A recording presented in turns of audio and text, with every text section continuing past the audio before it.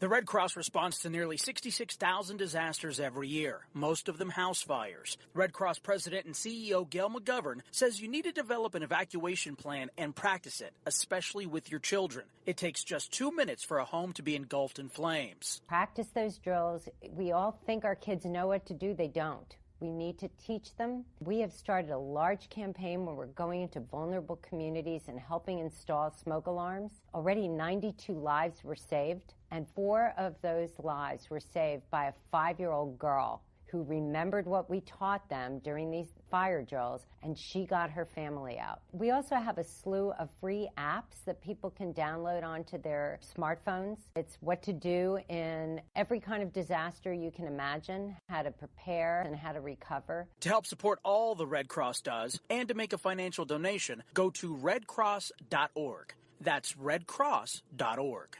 See that cute little dog in the pet store window? Chances are it came from a puppy mill. A breeding facility that forces caged, neglected, and often sick dogs to churn out puppy after puppy to be sold for profit. Meanwhile, millions of wonderful, healthy pets end up in animal shelters. This leads to the killing of more than 9,000 by the end of today. But with one simple choice, you can help. Just by deciding to adopt instead of purchase your next pet. Animal shelters are full of amazing pets looking for a home. When you adopt your new best friend, not only are you saving a life, you're taking a stand against puppy mills. When your friends see the smart choice and impact you've made, they adopt their next pet and share with 5 of their friends, who share with 5 more. Before long, thousands get involved. Pet stores stop selling dogs from puppy mills, and even more lives are saved. And with your help, we can save them all. Visit bestfriends.org/puppymills to learn more. It's Thursday night, and you're grabbing drinks with some friends. Started off with a pitcher for the table, which quickly becomes 2. There's pool. And there's the photo booth. All right, everybody squeeze in. Say cheese! Followed naturally by an order of wings. And another. Can we get some extra ranch sauce? Then there's the ceremonial nightcap. So what are we doing this weekend? And lastly, it's back to the car, which, if you're buzzed,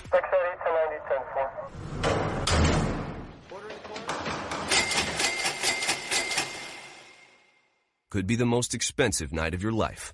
Getting pulled over for buzzed driving could cost you around $10,000 in fines, legal fees, and increased insurance rates. Nothing kills a buzz like getting pulled over for buzzed driving, because buzzed driving is drunk driving. Brought to you by the National Highway Traffic Safety Administration and the Ad Council. Hi, I'm Jeremy Schaap. You may know me from ESPN's Outside the Lines and Sports Center. What you probably don't know is that I've suffered from Crohn's disease for almost 20 years. The Crohn's and Colitis Foundation of America's Take Steps, Be Heard walk program is the largest national walk program dedicated to raising funds and awareness to combat Crohn's disease and ulcerative colitis. To learn more about how you can help and to find a walk site near you, please visit www.cctakesteps.org. Think fast. In the short time it takes to listen to this message, a small flame can turn into a big fire. Several minutes more, and thick, poisonous smoke may have filled your lungs and reduced your ability to respond. Give it 5, and your entire home may be filled with flames. Keep breathing. We got you. Don't let your world go up in smoke. Have working smoke alarms and practice an escape plan for you and your loved ones. Learn more at usfa.fema.gov, because fire is everyone's fight.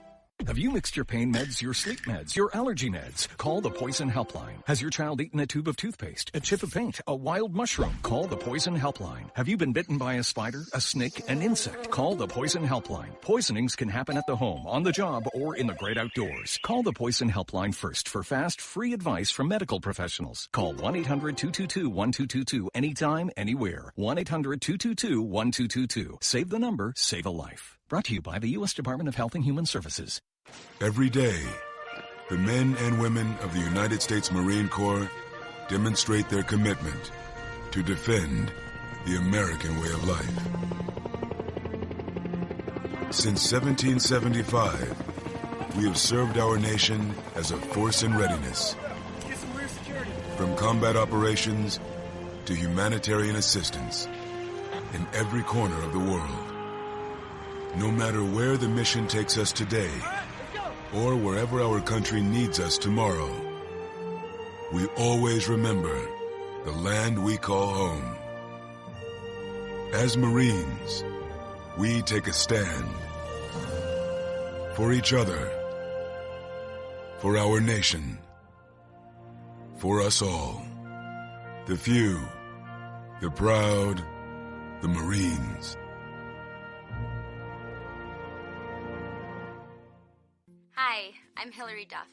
As a mom, I'm proud to support the March of Dimes in helping more women have full-term pregnancies and healthy babies. That's why I walk in March for Babies. The money we raise funds research and local programs that help babies overcome the challenges of premature birth and birth defects. Sign up today at marchforbabies.org. Together, we can help make healthier babies possible for thousands of families. The following program is closed captioned for the thinking impaired. Zinc Media. Feel the power of knowledge.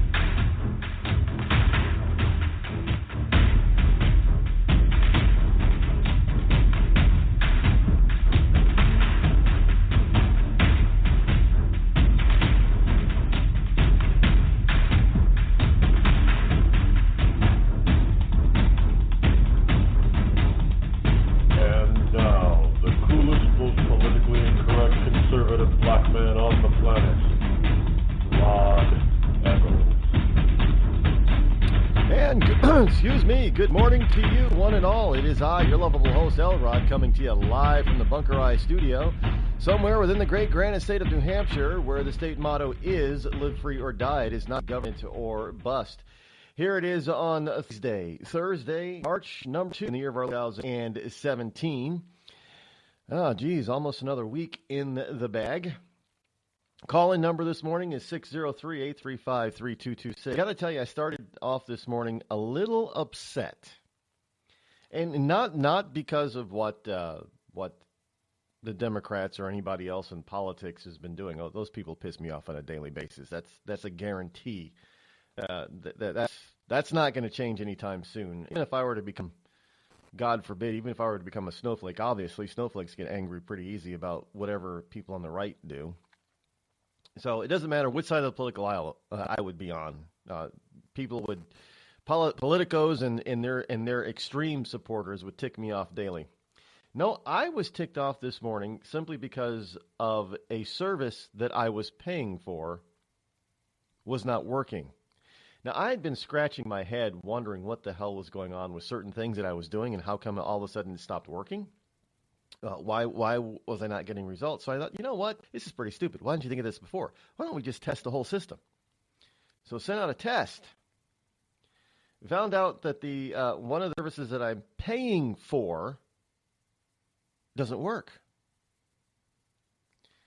So it tells you that it's working. So I went in and checked all the all the settings, everything. Nothing has changed. All the settings are the same. I checked to see there were no updates that I had to do. No updates. No, everything was exactly the same as it was when it was working. The only difference is that certain things I started to do have become more and more conservative leaning. So my question to them in the email is, why was it working before and not working now? And I'm doing the exact same thing I did before. And why is your system telling me that everything is working, and then when I go out to these places to see if it is working, there's nothing there? Now, I'm not going to say what the service is yet, because I'm going to give them time to respond and fix the issue. But imagine my surprise and my delight when upon establishing the test last night and waking up this morning and finding out that nothing was working on that particular piece of program that I was paying for. Now, I didn't know you had to go around on stuff that you're paying. No, sure. I mean, if it's Facebook and it's free, I mean, then you kind of expect to play by their rules. But when you're paying for something, it's a little bit different story. It tells you it's working, but it's not. Now, to me, that's kind of fraud. That is fraud. Now, I don't know exactly when it stopped working. I'm going to have to do some forensic research to find out, but I get it. It's unnerving that people will actually try to do something like this. Now, again, I can't tell you exactly why it stopped working. I don't know if it is because they're Trump supporters over at this particular firm or not. I don't know. My investigation hasn't gotten that far yet, but I think it is very unnerving that stuff like this is starting to happen all across the country. Now, if it's free, it's one thing. I mean, if Twitter wants to shut people down, it's free to use, and it's there. It's actually a private platform. It is not a public platform. It's not government, so it's a private platform. So they can do that. I mean, it's for the type of system that it is. It's wrong for them to do that, to invite people and then tell them they can't talk about certain things. I mean, I think that's the whole point. You're inviting people over to use your Twitter platform. But they can do that. But however, if you were paying to use Twitter and they were advertising for you to come over and talk about whatever you wanted, that's a different story. They don't get to all of a sudden decide one day that they don't like your tweets.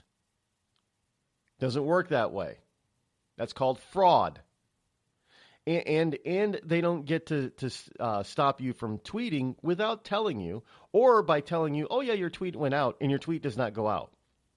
Again, that's fraud. So all I can, they've got some splaining to do, Lucy. Because no, I will if I don't get a response. There are some companies. They've gotten. I'll admit it. Spreaker has gotten better in their customer. They used to not answer. Okay. I remember a couple of years ago. It was over a piece of music. And for whatever reason, the artist decided that they didn't want anybody using their music anymore. It was only them. They didn't, so we had to remove it.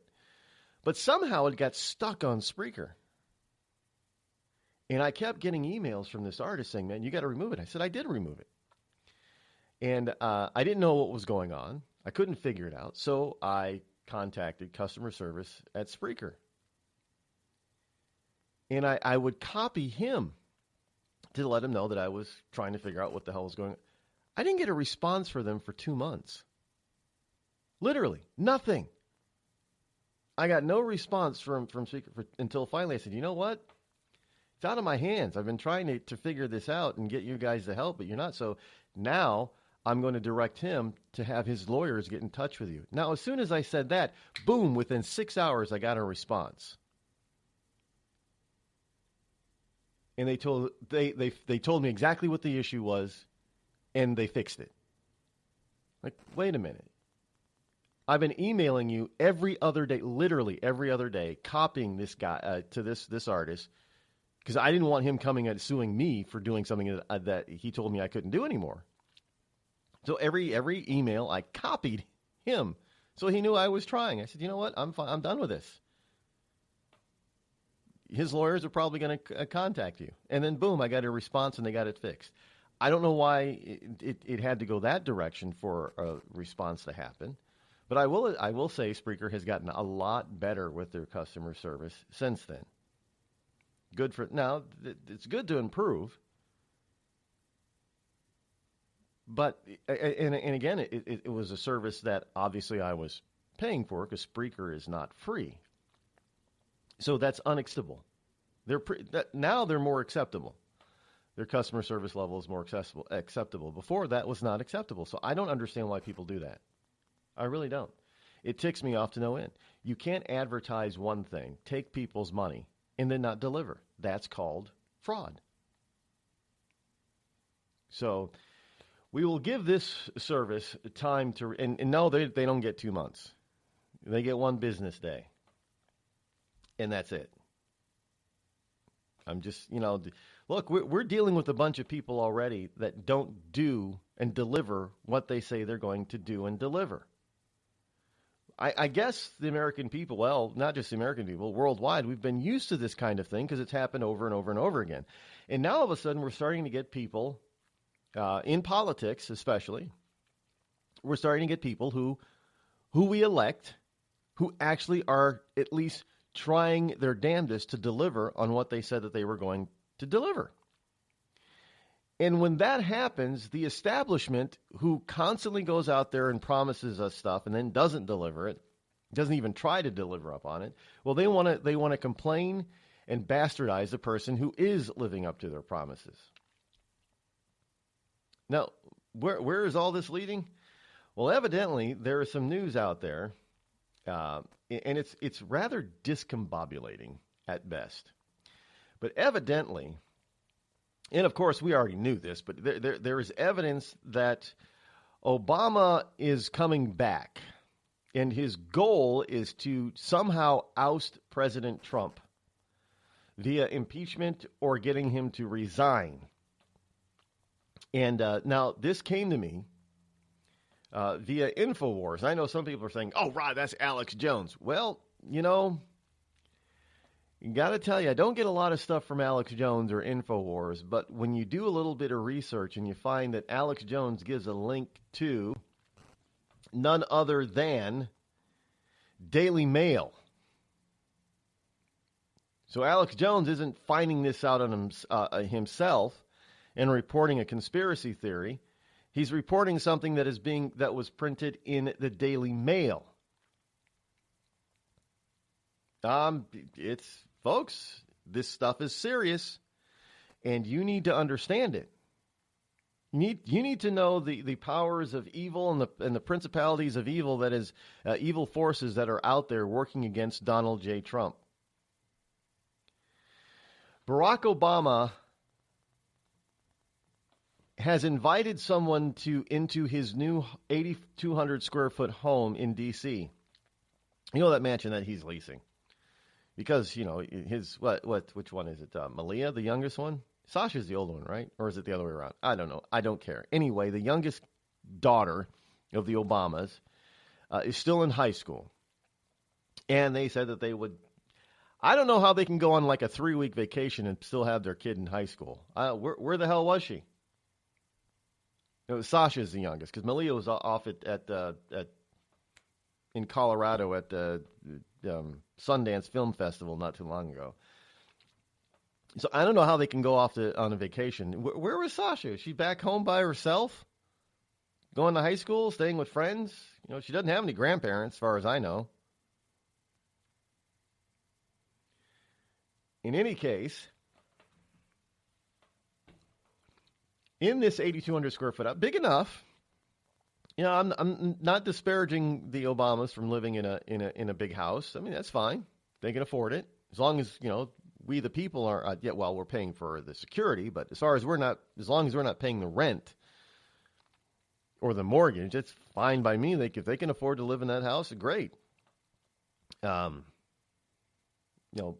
a president, I don't see how you could not afford it, but these people got pretty wealthy pretty damn fast by being president. I mean, they're not worth millions and millions and millions, but they're definitely worth a few $1 million now. Off of lies, by the way. Nothing but lies. But here it is. Barack Obama's close confidant, Valerie Jarrett, has moved into his D.C. home, and which is now the nerve center for their plan to mastermind the insurgency against President Donald Trump. Now, former Attorney General Eric Holder has said and has been quoted yesterday as saying, he's coming and he's ready to roll. Woo! Obama's coming. Oh, my God. Everybody take cover. Oh, and everybody else is like, oh, look, the Messiah. He's returning to Washington. Oh, good. Thank goodness Obama's coming back. He's going to set Donald Trump straight. All the snowflakes are out there saying, yeah, Obama's going to set Donald Trump straight. That's right. Obama, he's the one. He's a potentate. He's going to set that evil, mean, wannabe President Donald Trump straight. Folks, these are sycophants. They don't know when their turn is up. This is all, I've warned you folks about this before. This is all about power. Some people want to say, and even they on the left, they want to try to make you think this is Donald Trump. It's all about money. Money, money, money. It isn't about money, folks. Money is naturally attracted to power, but it is not about the money. If it were about the money, the Obamas wouldn't bother with staying in D.C. They'd be out there, doing what the Clintons did and giving speeches for $500,000 and $1 million apiece, and just racking up a financial bank account like you would not believe, like the Clintons did. Folks, this is not about money. And there are those of you out there on the right who think that's what it's all about. I'm telling you it's not, because if you think that they're focusing on money, then you're going to get hammered. This is all about power, and it's not about a legacy. I know we're told, well, he's trying to protect his legacy. No, you can protect your legacy without interfering with the daily activities of the president of the United States when you're not the president. No, folks, this is strictly about power. That makes Obama and his minions. Now, understand this. Understand this clearly. Because you have power yourself to mitigate some of this. But because all Obama is interested in is power, that makes him a very, very, very dangerous man. Don't doubt me. You're listening to me, your lovable host, L. Rod, here on the Rod Eccles Show. Tired of paying outrageous prices for Viagra? Well, we have great news for you. Now you can finally get Viagra at huge discounts. Healthy Man allows you to save up to $500 on Viagra. Why pay U.S. pharmacy prices of $15 per pill or more when you can get Viagra for less than $3 a pill? Call today and get 40 Viagra pills for only $99. This can cost as much as $600 at your local pharmacy. You can't afford not to call us. If you want Viagra at the lowest prices, never pay $15 a pill pharmacy prices again. Get Viagra for less than $3 a pill. Call 800-595-2614 today and save up to $500 and get 40 pills for just $99. Healthy Man is fast, easy, and affordable. Operators are waiting at 595-2614 to take your call now. Call 800-595-2614. That's 800-595-2614. Again, 800-595-2614. It started with a knock, but it wouldn't end there. What happens in the story next, many wouldn't understand, and most wouldn't believe. 5 + 2 = Perfection by Samuel Rosette Jr. is a must-read. The scriptures within are reminders of the ancient past, and yet intriguingly infuses with texts which stand on the edge of the stage of relevancy. Available online at Westbow Press, Amazon, Books A Million, Barnes & Noble, and SamuelRosetteJr.com.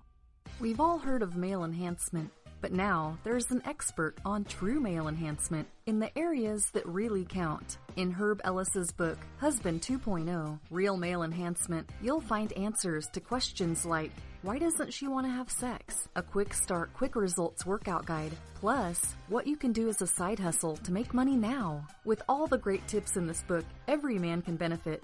Get the book, Husband 2.0, Real Male Enhancement, on Amazon.com.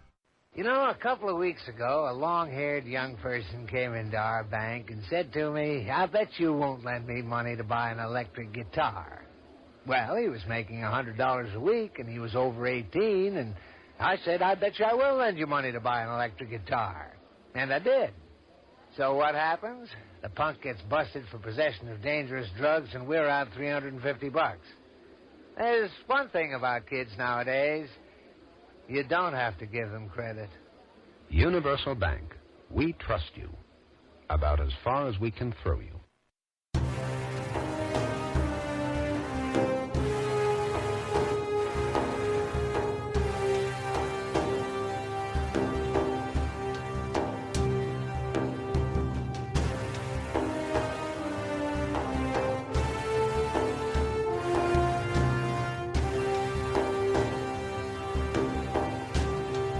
603-835-3226. That is a number to utilize if you wish to join me here live on the Rod Eccles Show. And, we're talking about this whole issue with Obama returning to Washington, D.C. He hasn't left. I mean, the leaks that are coming out, I do not know. The only thing I can think of was why Donald Trump has not sacked every Obamanite already is simply because, first of all, he needs people in there to at least pretend like they're running the government because he can't do it all by himself. And second, because Congress is moving so damn slow at approving his cabinet. I mean, this is it's not just the Democrats. It's not just Obama, folks. When are you people going to wait? Look, at this particular time, 8 years ago, the Republicans could not stop the Democrats from doing anything. The Democrats, Nancy Pelosi and Harry Reid, controlled the House and the Senate with an iron fist. And as try as the Republicans might, there was nothing they could do to slow them down. Very little they could do to slow them down. They definitely couldn't stop them. Now, the Republicans are in the exact same position as the Democrats were 8 years ago. And yet, for some reason, they can't move their asses. Folks, this has nothing to do with giving them the House, the Senate, and the presidency. It has everything to do with who's the president. I'm telling you, you as the people who voted for Donald Trump should be livid with your representatives and your senators. You should be flooding their offices daily with emails and phone calls, besieging them to tell them that if they don't get their asses in gear and get moving, that the next election they are going to be fired. There is no excuse for this. Do you realize how Donald Trump can't get rid of these, cannot get rid of these leaks without putting his people in place in their appointed positions that needs to be approved by the Senate. He can't do it. Can you imagine you're the president of the United States, one of the most powerful men in the world, and you're sitting in your office, and somebody tells you, well, sir, we just found it. We know that there's something else got leaked. And you're saying, well, find these leaks. Well, we can't do anything about the leaks, sir, because we have nobody to replace them. Because we do not have our cabinet secretaries and undersecretaries in place because Congress is going slower than molasses in February. And the reason why they're moving so damn slow is because, no, they don't like Trump either. Well, now here comes the clash of powers and the clash of personalities. And isn't it wonderful how at the State of the Union address, Trump just went over everybody's head and went directly to the people. And the people responded resoundingly in Trump's favor. They liked what he said and what he was talking about. They would love for him to go ahead and fulfill his promises. But unlike Obama, he's not a potentate or a potentate wannabe. So right now, the only people standing in Obama's way, believe it or not, is the Congress. The same Congress that you and I elected and put in place. Think about that.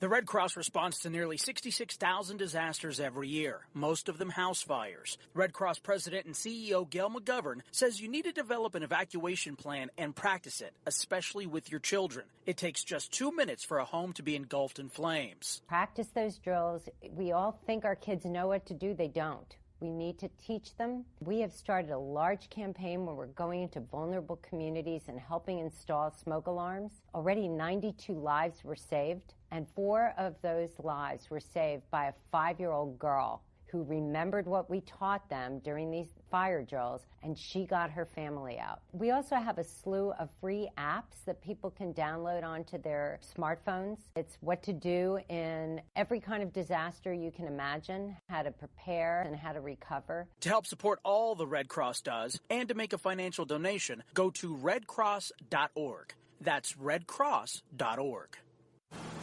I'm just so happy my father had a chance to see his kids before he passed. I just want to say thank you. When her father fell ill, the American Red Cross was able to help get Veronica's brother home from the Navy to speak to his father one last time.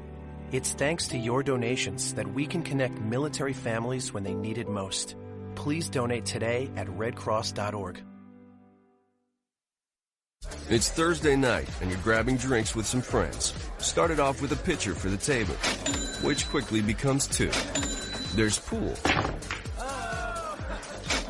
And there's the photo booth. All right, everybody squeeze in. Say cheese! Followed naturally by an order of wings. And another. Can we get some extra ranch sauce? Then there's the ceremonial nightcap. So what are we doing this weekend? And lastly, it's back to the car, which, if you're buzzed,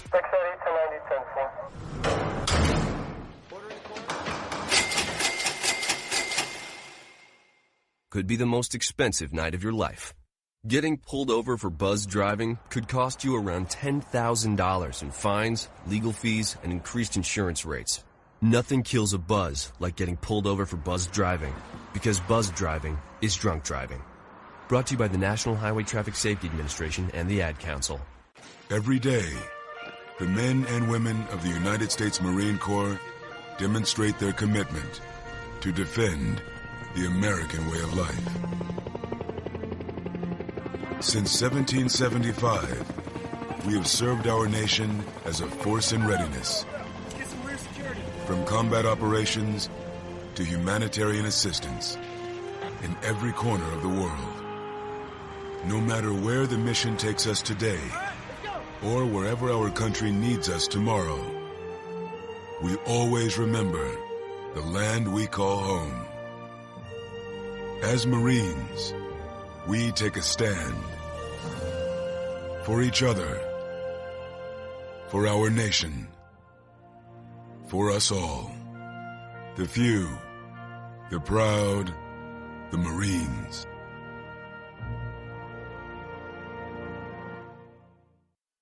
I considered suicide so I wouldn't put my family through all the pain. Many of our warriors are returning home from the battlefield, only to face a new war as they struggle with devastating injuries.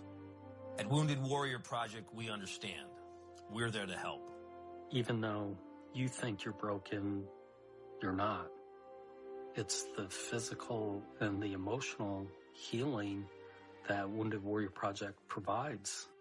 With a gift of just $19 a month, you can join Wounded Warrior Project. You'll help provide critically needed programs and services that rebuild lives. Beautiful. There you go, buddy. The ongoing needs of our wounded and their families will continue for many years to come. Now is the time to show your support.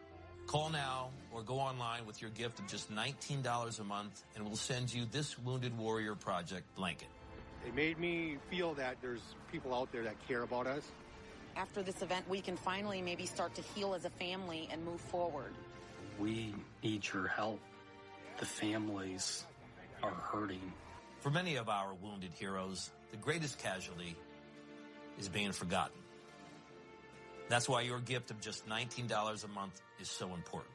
Please, call or go online right now. Hello, America. It's me, your history. I remember a time when we thumbed our nose in a king's face, sent him packing. And when fascists and emperors talked a little bit too loud, we showed up, tore their cities to the ground, and then rebuilt them just to prove we could. We put men on the moon, we won a Cold War, and we elected fearless leaders who led fearless people. What the hell happened to you, America? Back in my day, we didn't elect a big-eared community organizer. We punched him in the kidney. Maybe it's time you came home, America. Home where you belong.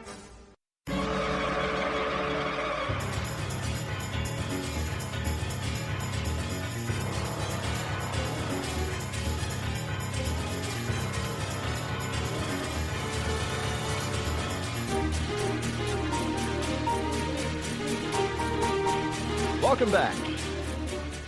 Here we are this Thursday morning here on the Rod Eccles Show. The call-in number 603-835-3226. Do I need to go slower? Somebody said that I said that number too fast and they couldn't. Okay. 603-835-3226. You know, did anybody else out there really have remember the Wonder Years and the teacher that they had who was monotone and dull and droll? Believe it or not, that was kind of entertaining to watch that. And it was entertaining because I actually literally did have a math teacher like that in high school. His nickname was Monotone Tony. And, his last name escapes me right now. But that's how I remember. His first name was really Tony. But that's how he and you take this number and you exit the X times VB over XYZ with the parentheses here. And from there, you should be able to do it yourself. I swear he was my Algebra 2 teacher. Now, needless to say, I didn't learn a damn thing about Algebra 2. I don't think anybody did. He was really that droll and that monotone all the time. That was just not his teaching style, because if you ever talked to him in the halls or at his desk after class, that was just the way the man talked. He was emotionless. He was just constant monotone all the way through, which is, we didn't invent the name. We picked up the name. Kids before us who had him obviously named him Monotone Tony. So whenever somebody would say, well, who do you have for this class? And, he'd say, oh, you guys got Monotone Tony. Good luck.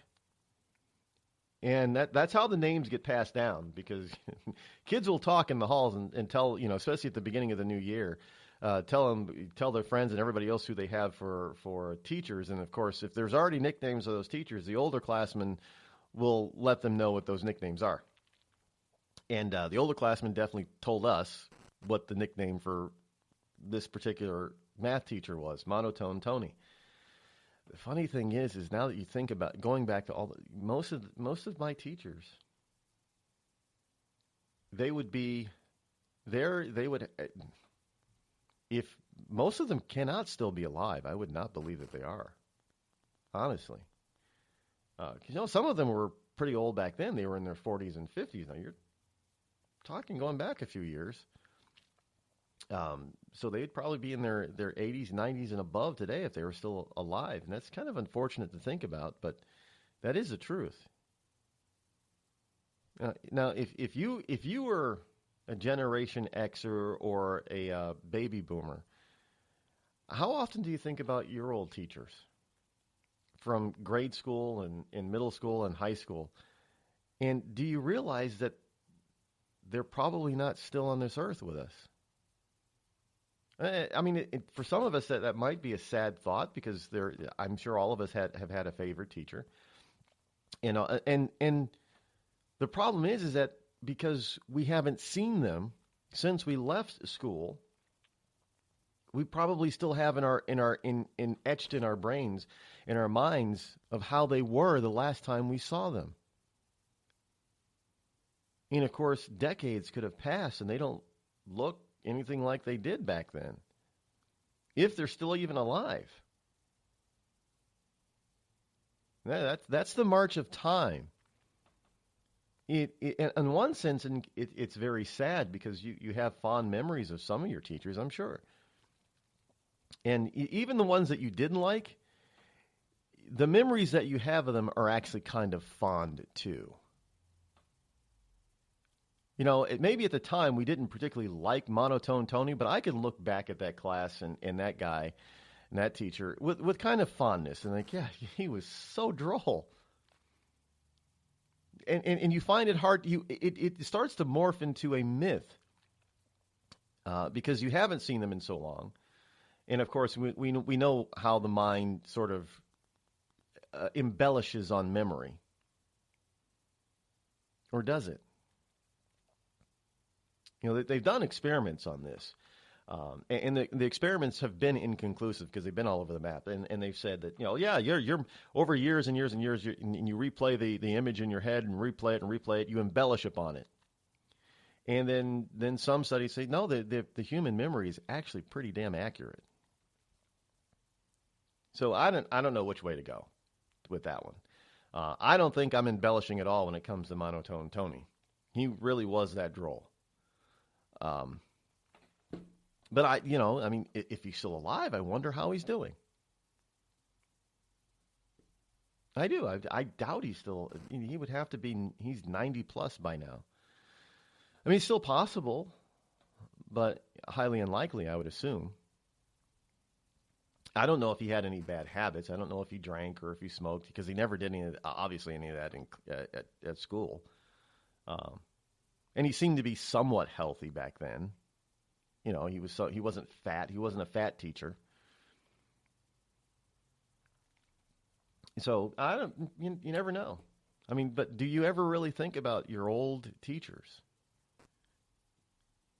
I mean, every once in a while I'll think about my grade school teachers, knowing that none of them are still alive. But and that's kind of weird to think about. But that's humanity. That has to do with our mortality. And understand that we all have this sense of mortality about us. I don't care how old you are. At some point, something happens to you. Even if it's just, if it's just a fright. Even if it's just an imagined fright, your whole, I don't care how young, once you become self-aware, even slightly before you're self-aware. When is that? Somewhere around, I don't know, maybe 2, 3, 4 years old, you really become self-aware. And you understand what fear is. But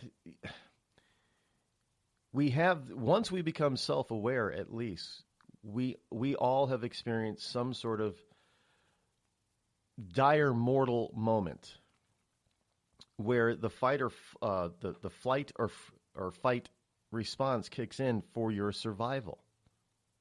Now, it may not be a real issue that could endanger or take your life, but you at that particular point in time, you may think or feel that it does, and you respond accordingly. It's called survival because that's the first time you realize, without you actually realizing it, where you realize subconsciously that you're mortal. So we have this whole mortality thing hanging over our heads from the day that we become self-aware. And we realize consciously and subconsciously that we're not always going to be here. So then a lot of us, we get into this mode that we have to start thinking about, well, how are people going to remember me? Because that's how we feel that we're going to live forever. And indeed, there are some people throughout history that we still talk about. Now, the vast majority, 99.9% of the people that have ever lived on this planet, we don't know who they are, who they were, why they were, what they did, how they lived. We think we know some of them, but we don't. We really don't. 200 years from now, most of us are gonna pass into the annals of history unnoticed and unknown. I know that's kind of harsh to say, but that's reality and that's the truth. Nobody's going to remember most of us. They're just not. That's just the way it is. And so we all have this kind of desire to perpetuate our spirit, as it were, beyond the grave. Now, some people have such a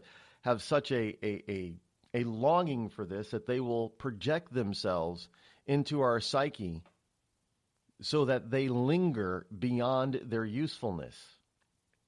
Now, that's a somewhat less than eloquent way of saying that politicians especially have this notion that they need to leave behind a legacy so people that come after them know who they are. Because that's the way they think that they're going to live forever. And they have historical precedents to think that way.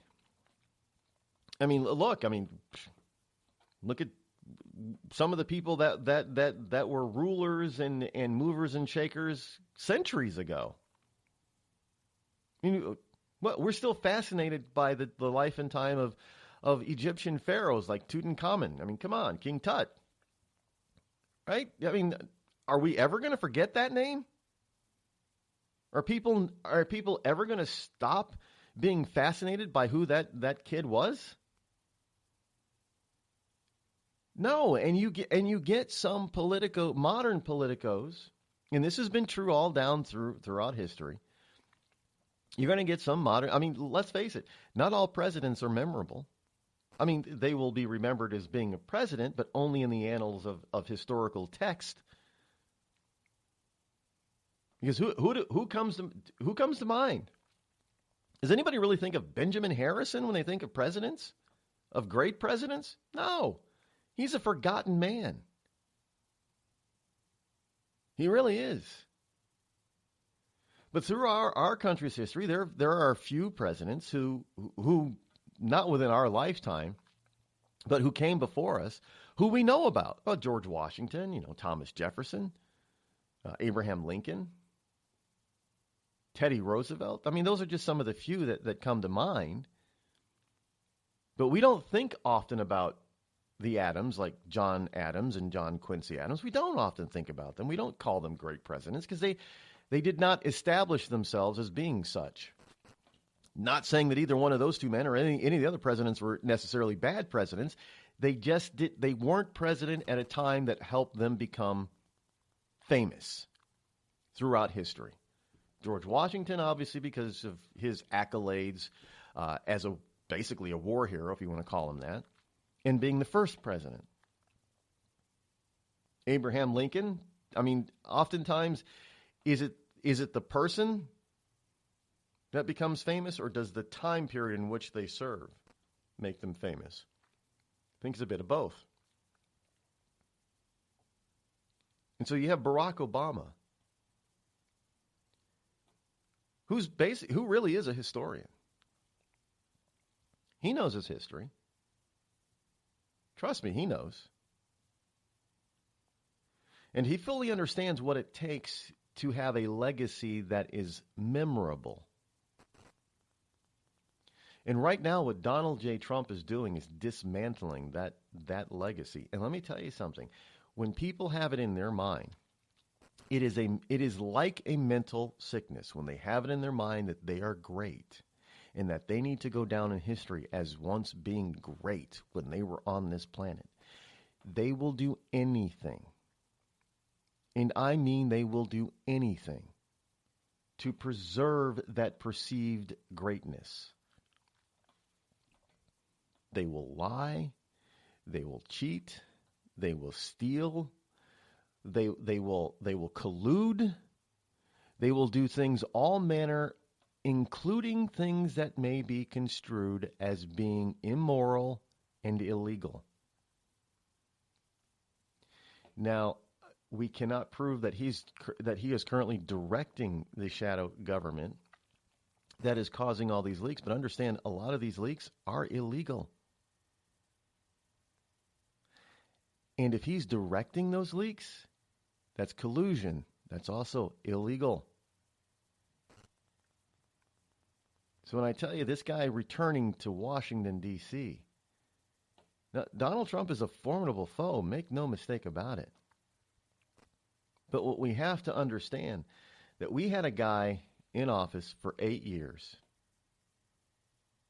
that left office with a government in shambles, a military in shambles, an economy in shambles. Yet personally, so many people, the vast majority of Americans, still liked him. Now, how can you ruin a country and still have people that you ruined like you? That's why I say he's a very, very, very dangerous man. And we on this program will be keeping our eye on him.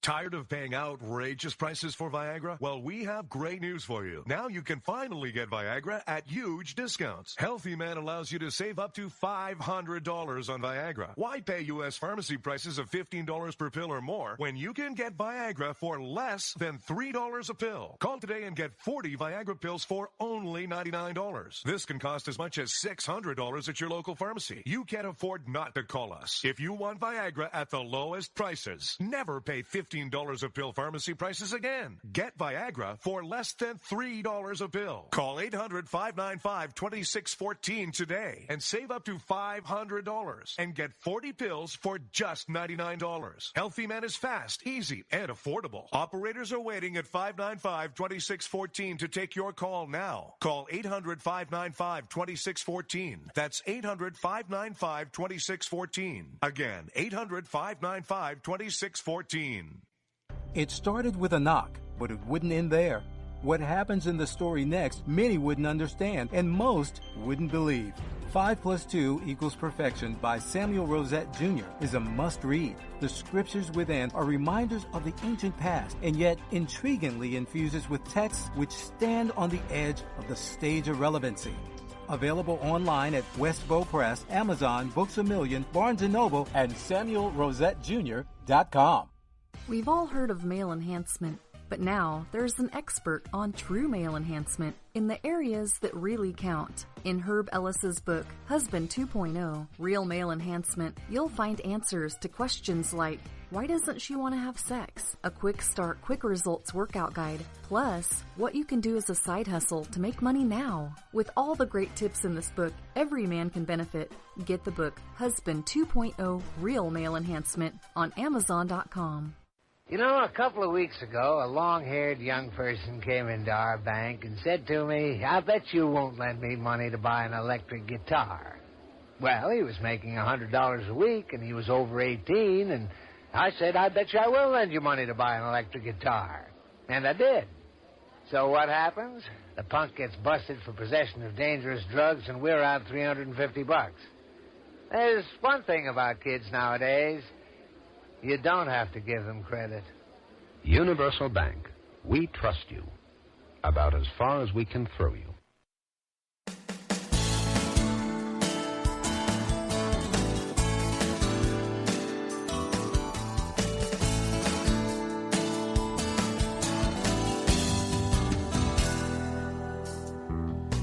One of the things that you have to look out for is as a lot of people say this, and I agree with them on this, is just follow the money.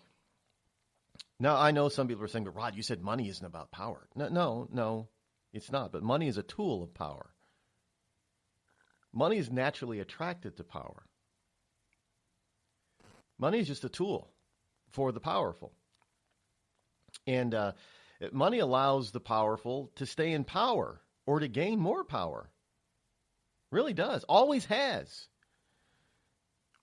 Why do you think that kingdoms went to war with one another? It wasn't necessarily over resources or political views. It was over treasure. The Vikings sacked a lot of the nations and kingdoms around them, not just to take them over and rule over them, but for the treasure, so they could spread, so they can continue paying for their wars. It's all about the power. If they didn't need money to spread their ilk, then there would have been a hell of a lot less war in our human history. It's about the power. And those in power do happen to need money to do certain things, yes. But they don't need to go to war to get it nowadays. They can just make lots of money disappear. And by the same token, ever notice how people disappear? How many people around the globe are missing? And I'm not just talking about the everyday people. I mean, does anybody else find it a little bit odd that Russian ambassadors seems now the most dangerous job in the world is to be a Russian ambassador? How many Russian ambassadors have we lost over the past 4 months? This is 3 of them are gone, right? And people think, well, this is not all about assassination. Really, what happened to the what is it, the half-brother, step-brother of Kim Jong-un? He was assassinated in open daylight. He was poisoned. Why? Is it because Kim Jong-un all of a sudden didn't like his brother? Or did it have something to do because Kim Jong, I forget his name. Because Kim Jong-un saw him as a threat to his power in North Korea. Well, obviously, he was viewed as being a threat to Kim Jong-un's power in North Korea. See, people will do all kinds of things to protect their power. Sure, criminals will do all kinds of things to protect their money or to get money, including kill and murder people, sure. But the powerful, they only do certain things. They only put themselves in danger like that when their power is threatened. I mean, that's just the truth. That's just a historical truth. And right now, Obama's power and his historical legacy that he spent 8 years building is being threatened. Do you not think that makes him, that is not going to make him a very dangerous man? You may think that we all may think that he was the worst president we've ever had in this country. But understand, he was the leader of a major party in this country. He has made a lot of contacts, a lot of friends in high places. That makes him a very dangerous man. Just saying. So if he's out there now trying to protect his legacy, Donald Trump needs to watch his back. He really does. Because he's unraveling a system that these people in power have worked so long and so hard to put in place. And now he's trying to unravel it. I mean,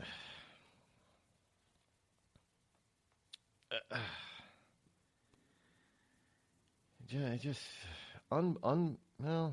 unbelievable, folks.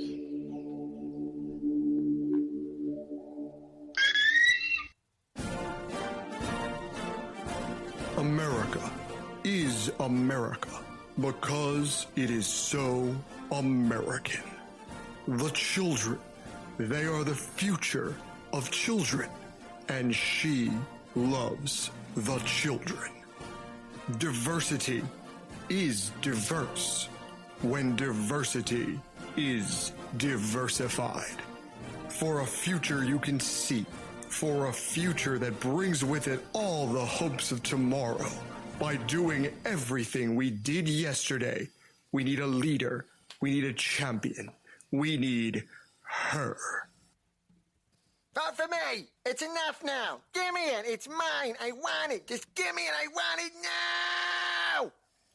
Stop asking questions and just give it to her already. Or you're a sexist, racist. Paid for by criminals and idiots for Hillary Clinton, because let's face it, you'd have to be one or the other to vote for this complete monster. Thousands of families affected by disasters, like the recent wildfires, urgently need support. You can help the American Red Cross provide warm meals, shelter, and hope to families when they need it most. Please donate today to Red Cross Disaster Relief to help people affected by disasters, big and small. Go to redcross.org or call 1-800-RED-CROSS today. Your support is critical. We can't do it without you. I'm just so happy my father had a chance to see his kids before he passed. I just want to say thank you. When her father fell ill, the American Red Cross was able to help get Veronica's brother home from the Navy to speak to his father one last time. It's thanks to your donations that we can connect military families when they need it most. Please donate today at redcross.org. Were you born from 1945 to 1965? People born during these years are 5 times more likely to have hepatitis C. So even if you try to eat right, exercise, and take care of yourself, you could still have hepatitis C, a serious disease that's a leading cause of liver cancer. If you were born from 1945 to 65, you should get a blood test for hepatitis C. Treatments can cure this disease. Talk to your doctor about getting tested. A message from the CDC. Think fast. In the short time it takes to listen to this message, a small flame can turn into a big fire. Several minutes more, and thick, poisonous smoke may have filled your lungs and reduced your ability to respond. Give it 5, and your entire home may be filled with flames. Keep breathing. We got you. Don't let your world go up in smoke. Have working smoke alarms and always stay in the kitchen when cooking at high temperatures. Learn more at usfa.fema.gov because fire is everyone's fight. Have you mixed your pain meds, your sleep meds, your allergy meds? Call the Poison Helpline. Has your child eaten a tube of toothpaste, a chip of paint, a wild mushroom? Call the Poison Helpline. Have you been bitten by a spider, a snake, an insect? Call the Poison Helpline. Poisonings can happen at the home, on the job, or in the great outdoors. Call the Poison Helpline first for fast, free advice from medical professionals. Call 1-800-222-1222 anytime, anywhere. 1-800-222-1222. Save the number, save a life. Brought to you by the U.S. Department of Health and Human Services. Premature birth is the #1 killer of babies. Those who survive often face birth defects and complications that affect them for life. For hundreds of thousands of families in the United States, this is the hardest thing they will ever have to face. And it's even harder on the baby. March of Dimes is providing education and support to families and funding life-saving research to give every baby a fighting chance. You can help. Do something today. Give them tomorrow at marchofdimes.org/tomorrow.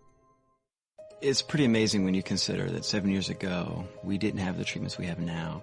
We cure 80% of children with cancer. Go back 50 years, we were curing 20 to 30%. This is the miracle story of modern medicine. We understand what makes this cancer tick. And of course, without donors from around the world, this just couldn't happen. There's one thing we're focused on, and that's beating this thing. St. Jude Children's Research Hospital. Finding cures, saving children. Learn more at stjude.org. Not on my watch, our military service members say, as they volunteer to serve. As they move out, stand firm, and take fire.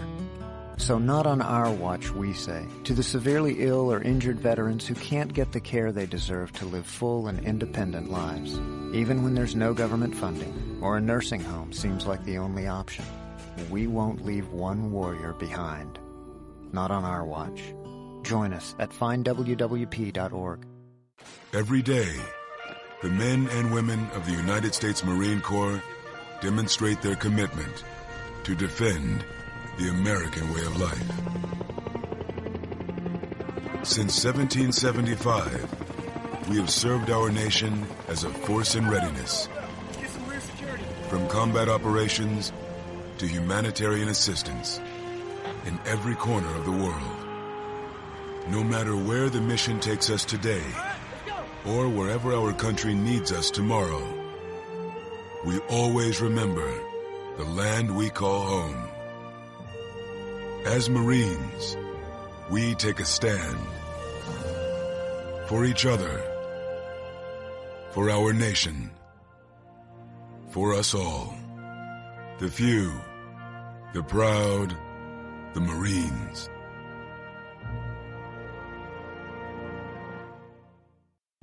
America's wounded warriors are coming home. After serving on foreign shores, these brave men and women are returning to their families and communities. Many have wounds you can see, and many have wounds you can't see, like post-traumatic stress disorder. Now that these warriors are back home, they are ready to enter the civilian workforce. To help, Wounded Warrior Project has developed the Warriors to Work program, a career counseling service that helps warriors translate their military experience to the civilian workplace. These extraordinary men and women bring proven world-class job skills and a unique perspective on teamwork to the job. And to ensure the right warrior finds the right job, Wounded Warrior Project works with employers to find just the right match. When you hire a wounded warrior, you hire an intelligent, talented, and committed new employee. Contact Wounded Warrior Project at findwwp.org. Welcome home the brave. You want to know what time it is? It's time to bring the rain. Zinc Media. Feel the power of knowledge.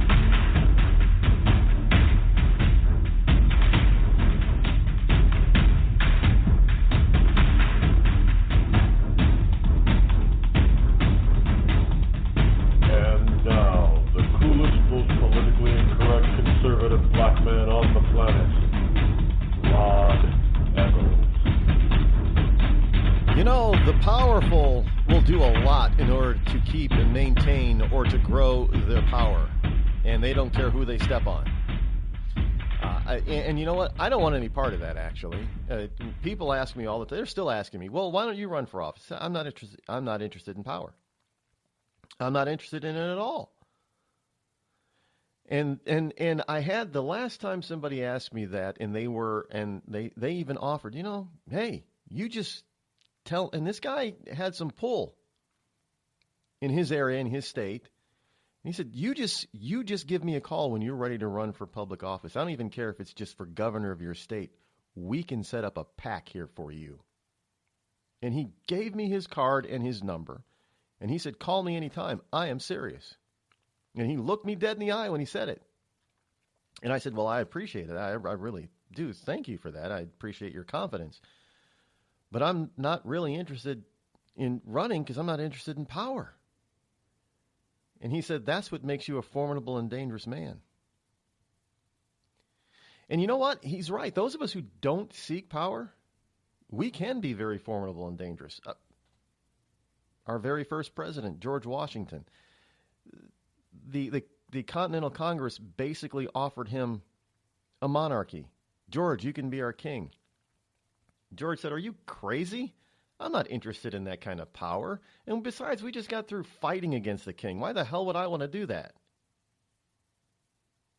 A man who does not seek power gets power anyway. And then not only that, George Washington only was elected president twice. And then he walked away willingly. That is truly a dangerous man. And people who are like that, they often, surprisingly enough, they often somehow, some way, get taken out politically or physically. Because people who wield power but who do not want it and are willing to give it up willingly without being forced to give it up, they're formidable people. They're dangerous to those who cling to it. And because power can do it, for a lot of people, power can do a number on them. Power can make them drunk. Look, what's the saying? Power corrupts, and absolute power corrupts absolutely. It really does. In any case, welcome back, folks. It is I, your lovable host, Rod, coming to you live from the Bunker Eye studio, located somewhere within the great granite state of New Hampshire, where the state motto is still live free or die. It is not big government or bust. And yes, I did check this morning and no, it has not changed. It is still live free or die. And here it is on Thursday as we progress into hour number 2 here on the program. Call-in number is 603-835-3226. And on this March the 2nd, we're starting to get a little bit of blusteriness outside. Yesterday was kind of rainy, but it was dead calm. Although the other night, not last night, but the other night, one of the weirdest things happened in my neighborhood. Speaking of which, last weekend was also another very deadly weekend in Chicago. Now, if you actually go back and look at modern history over the past 50 or 60 years, Chicago has had some very deadly years. And last year, although it was an extremely deadly year, was not the highest death rate on record. Chicago has been worse. But this is as bad as it's been in many, many years, however. And this pace is continuing. And it's amazing to me how you have all of these wonderful people that are in positions of power, both at the local, the state, and the federal level during the Obama administration that claim to care so much about people, especially the minorities, especially the blacks. And yet they were powerless to stop the bloodshed and the carnage. How is it that one city, one American city,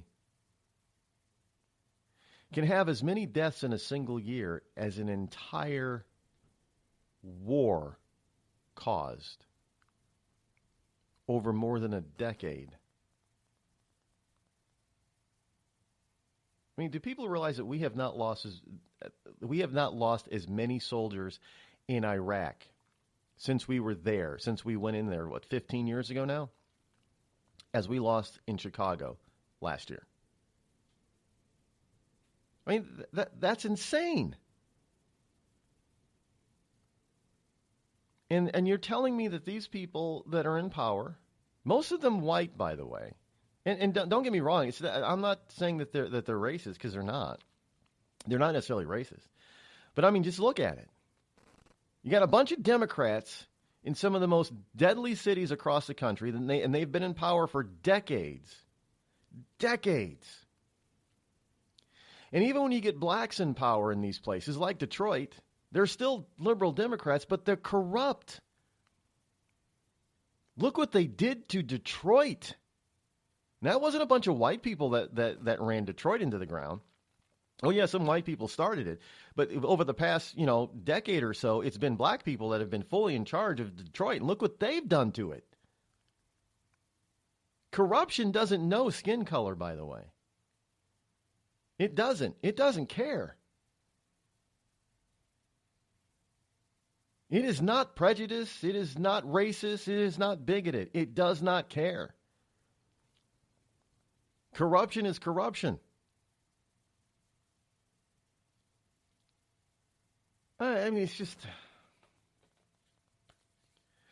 it's just absolutely unbelievable. And then somehow these people get reelected time and time and time again. Now, I got to tell you, I'm at the point in my life now where I just don't buy most election results. When you have, well, let's just take Congress for a second here. Now, none of this stuff is what I had in mind to talk about. By the way, I got so much more in the paper pile that I need to go over with you. But this is important stuff. I need people to understand it and realize this. We have Congress, even right now, that is sitting below a 15% approval. Well, is it up a little bit? I think it's up a little bit, but it doesn't matter. It's still below a 20% approval rating. Even the Republican-led Congress right now, still below a 20% approval rating.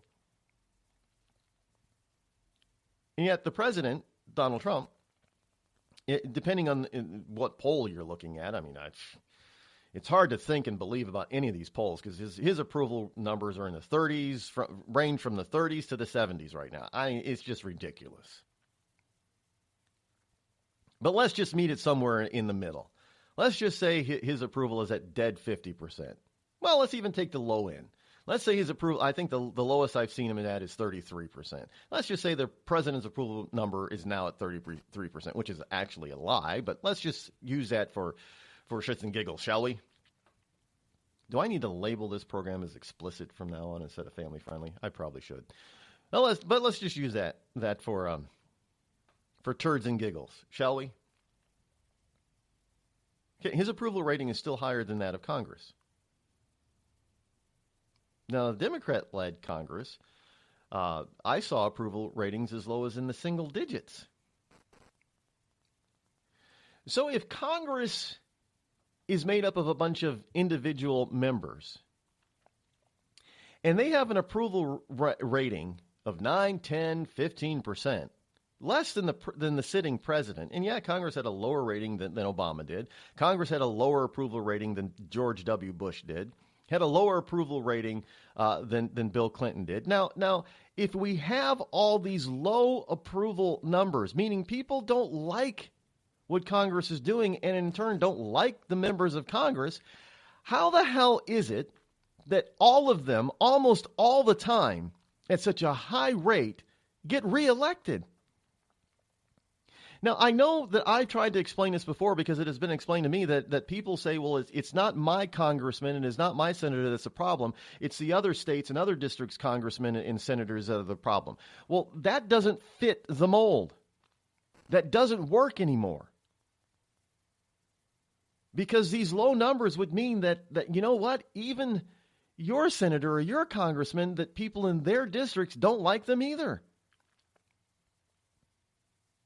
So how is it that they constantly get reelected? And if you go into cities and look at these big city mayors, a lot of them have very low approval ratings, but they get reelected. I mean, if you just looked at the approval numbers, you were sure that Rahm Emanuel was not going to get reelected, but he skated through. How does that happen? Folks, I'm telling you, this whole thing about the Russians hacking the election, what the left has actually done is they've opened the Pandora's box and they've proven that elections can be stolen, because they used to tell us, oh, there's no voter fraud and these people can't steal these elections. We can't steal elections. And then they come out and say, well, the Russians hacked it and they stole the election from Hillary Clinton. Well, now that's a lie, but they just admitted something that they've been denying for decades. And now they've just opened the door and proven that they have been stealing elections all across this country for decades. Think about it. You have a party that has been fighting against cleaning up the election system. You know, one of the ways of doing that is, voter ID. They've been fighting against it. And they've always said, well, there's no proof of voter fraud. I mean, all this is going to do is disenfranchise poor people. They won't get to vote and blah, blah, blah, blah, blah. They come up with, half a dozen reasons why we don't need to tighten how we do our voting system here in this country. And they've always used the excuse, there's no evidence of voter fraud. Nobody's stealing elections. Nobody's hacking elections. And then all of a sudden, their favored person, when they tried to cheat her into office, didn't win. Then they got to come out and say, well, geez, we just didn't lose because the American people didn't like us. We had to lose because somebody hacked it, and it had to be the Russians.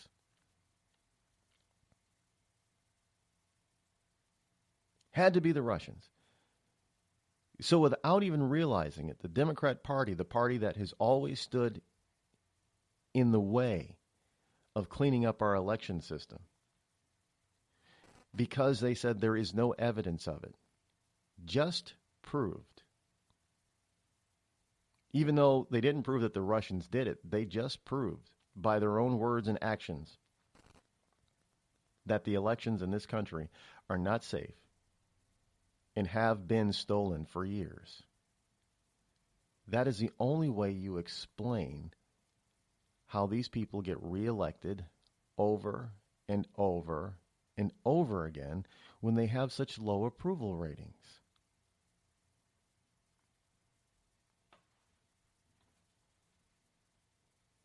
Interesting, huh? Well, folks, it is what it is.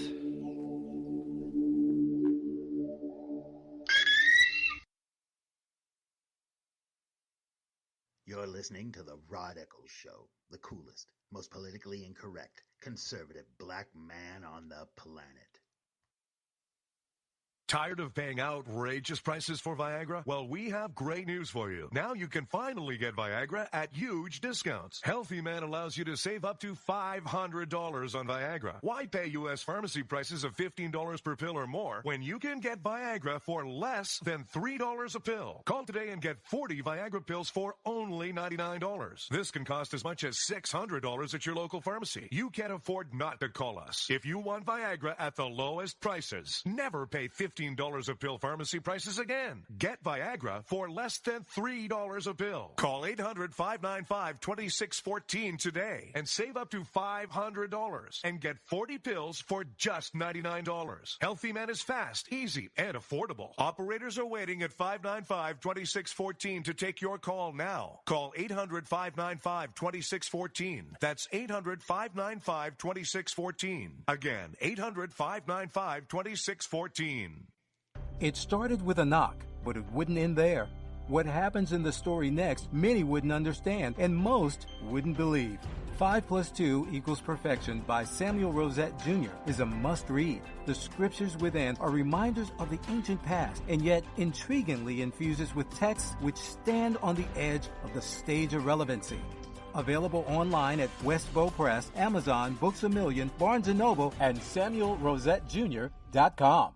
We've all heard of male enhancement, but now there's an expert on true male enhancement in the areas that really count. In Herb Ellis's book, Husband 2.0, Real Male Enhancement, you'll find answers to questions like, why doesn't she want to have sex? A quick start, quick results workout guide. Plus, what you can do as a side hustle to make money now. With all the great tips in this book, every man can benefit. Get the book, Husband 2.0, Real Male Enhancement, on Amazon.com. You know, a couple of weeks ago, a long-haired young person came into our bank and said to me, I bet you won't lend me money to buy an electric guitar. Well, he was making $100 a week, and he was over 18, and I said, I bet you I will lend you money to buy an electric guitar. And I did. So what happens? The punk gets busted for possession of dangerous drugs, and we're out $350. There's one thing about kids nowadays. You don't have to give them credit. Universal Bank. We trust you. About as far as we can throw you.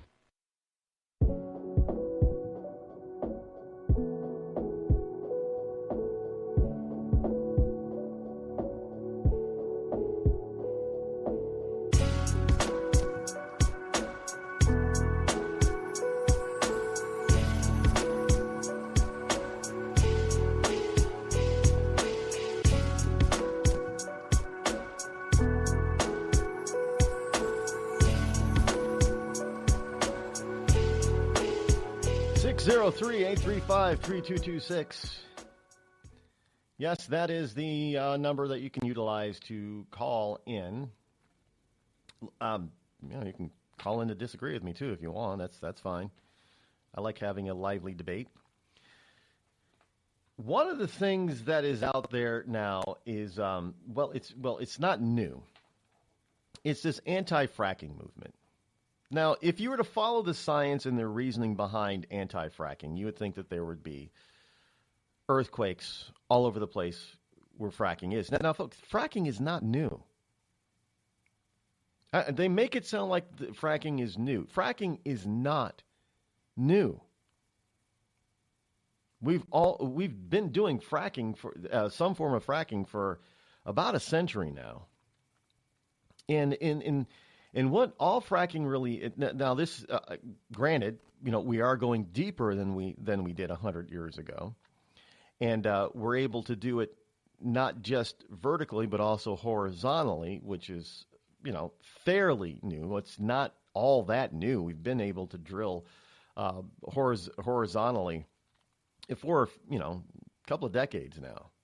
The technology has gotten better where we can actually really literally go flat line horizontal, where I don't think we could do that up until a few years ago. But drills have always been able, well, not always, but have been able to go, slightly horizontal off of the vertical straight up and down.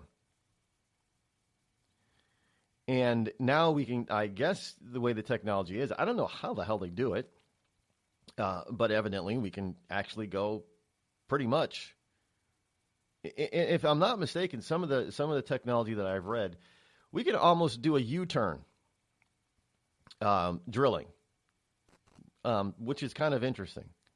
I don't know how they do it. I'm not a drill expert. I don't know how you get metal and steel and all that kind of stuff to bend that way, but especially when you can't do it from that end, it's got to be all done from the top, on top of the earth, while you're drilling 2 miles down, or more.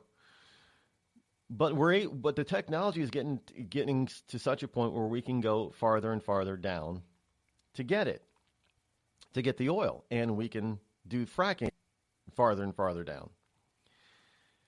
But fracking has been around for a very long time. Now, all of a sudden, over the past half decade or so, they've been saying that all this fracking is causing water pollution, and it's causing earthquakes. The problem is the earthquakes are only happening. This is not the only place on the planet that they're doing all this fracking.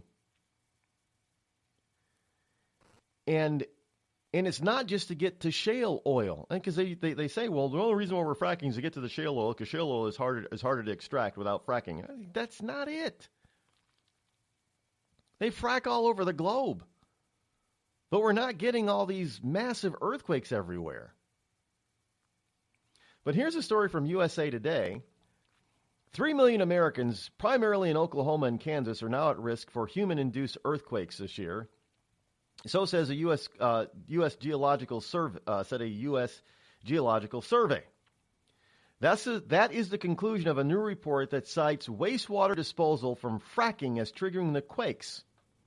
The number of Americans affected this year is less than last year, when the agency reported 7 million. So how did that happen?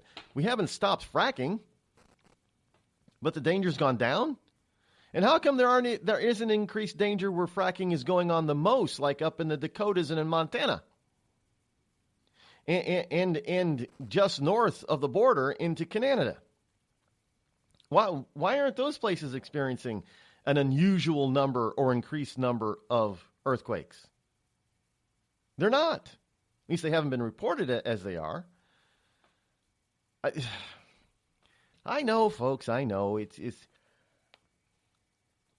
these people don't have to make any sense. I get that in order for them to put out to do their fear mongering, and that's all this is, because they've been telling us for years that we're going to run out of oil. We're going to run out of oil. It's even when you look at these wonderful left-leaning documentaries, as they call them, today about the oil and natural resource industry, they talk about how we're going to run out. They have been talking about us running out, for half a century at least. Oh, we're going to run out.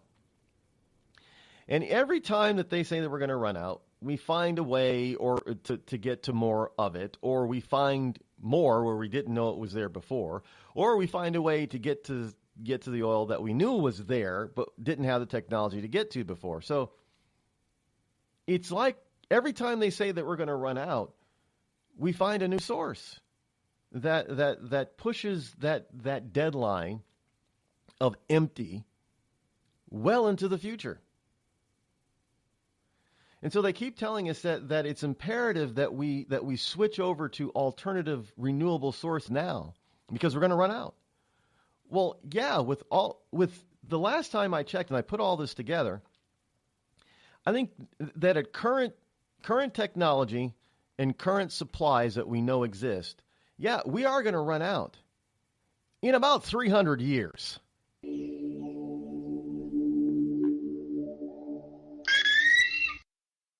The Red Cross responds to nearly 66,000 disasters every year, most of them house fires. Red Cross President and CEO Gail McGovern says you need to develop an evacuation plan and practice it, especially with your children. It takes just 2 minutes for a home to be engulfed in flames. Practice those drills. We all think our kids know what to do. They don't. We need to teach them. We have started a large campaign where we're going into vulnerable communities and helping install smoke alarms. Already 92 lives were saved, and 4 of those lives were saved by a 5-year-old girl who remembered what we taught them during these fire drills, and she got her family out. We also have a slew of free apps that people can download onto their smartphones. It's what to do in every kind of disaster you can imagine, how to prepare and how to recover. To help support all the Red Cross does and to make a financial donation, go to redcross.org. That's redcross.org. I'm just so happy my father had a chance to see his kids before he passed. I just want to say thank you. When her father fell ill, the American Red Cross was able to help get Veronica's brother home from the Navy to speak to his father one last time. It's thanks to your donations that we can connect military families when they need it most. Please donate today at redcross.org. It's Thursday night, and you're grabbing drinks with some friends. Started off with a pitcher for the table, which quickly becomes 2. There's pool. And there's the photo booth. All right, everybody squeeze in. Say cheese! Followed naturally by an order of wings. And another. Can we get some extra ranch sauce? Then there's the ceremonial nightcap. So what are we doing this weekend? And lastly, it's back to the car, which, if you're buzzed,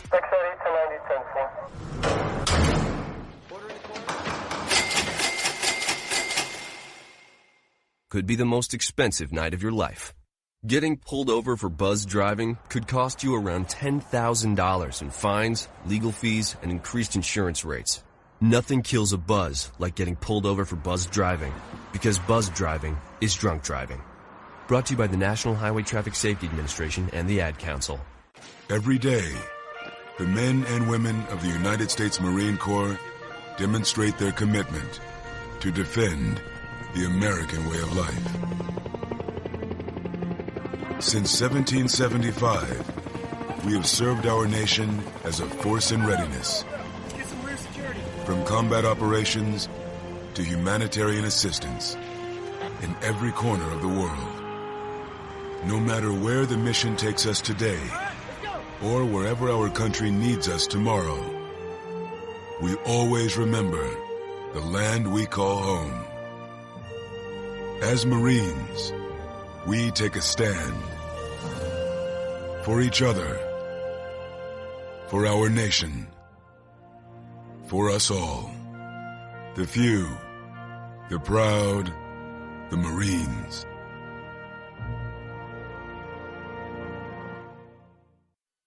I considered suicide so I wouldn't put my family through all the pain. Many of our warriors are returning home from the battlefield, only to face a new war as they struggle with devastating injuries. At Wounded Warrior Project, we understand. We're there to help.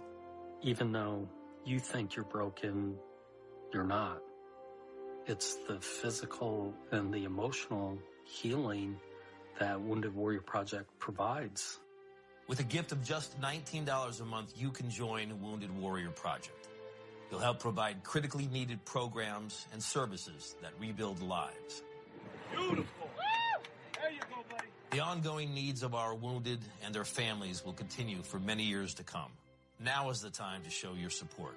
Call now or go online with your gift of just $19 a month, and we'll send you this Wounded Warrior Project blanket. It made me feel that there's people out there that care about us. After this event, we can finally maybe start to heal as a family and move forward. We need your help. The families are hurting. For many of our wounded heroes, the greatest casualty is being forgotten. That's why your gift of just $19 a month is so important. Please, call or go online right now. I'm not Rod Eccles, and I approve this message.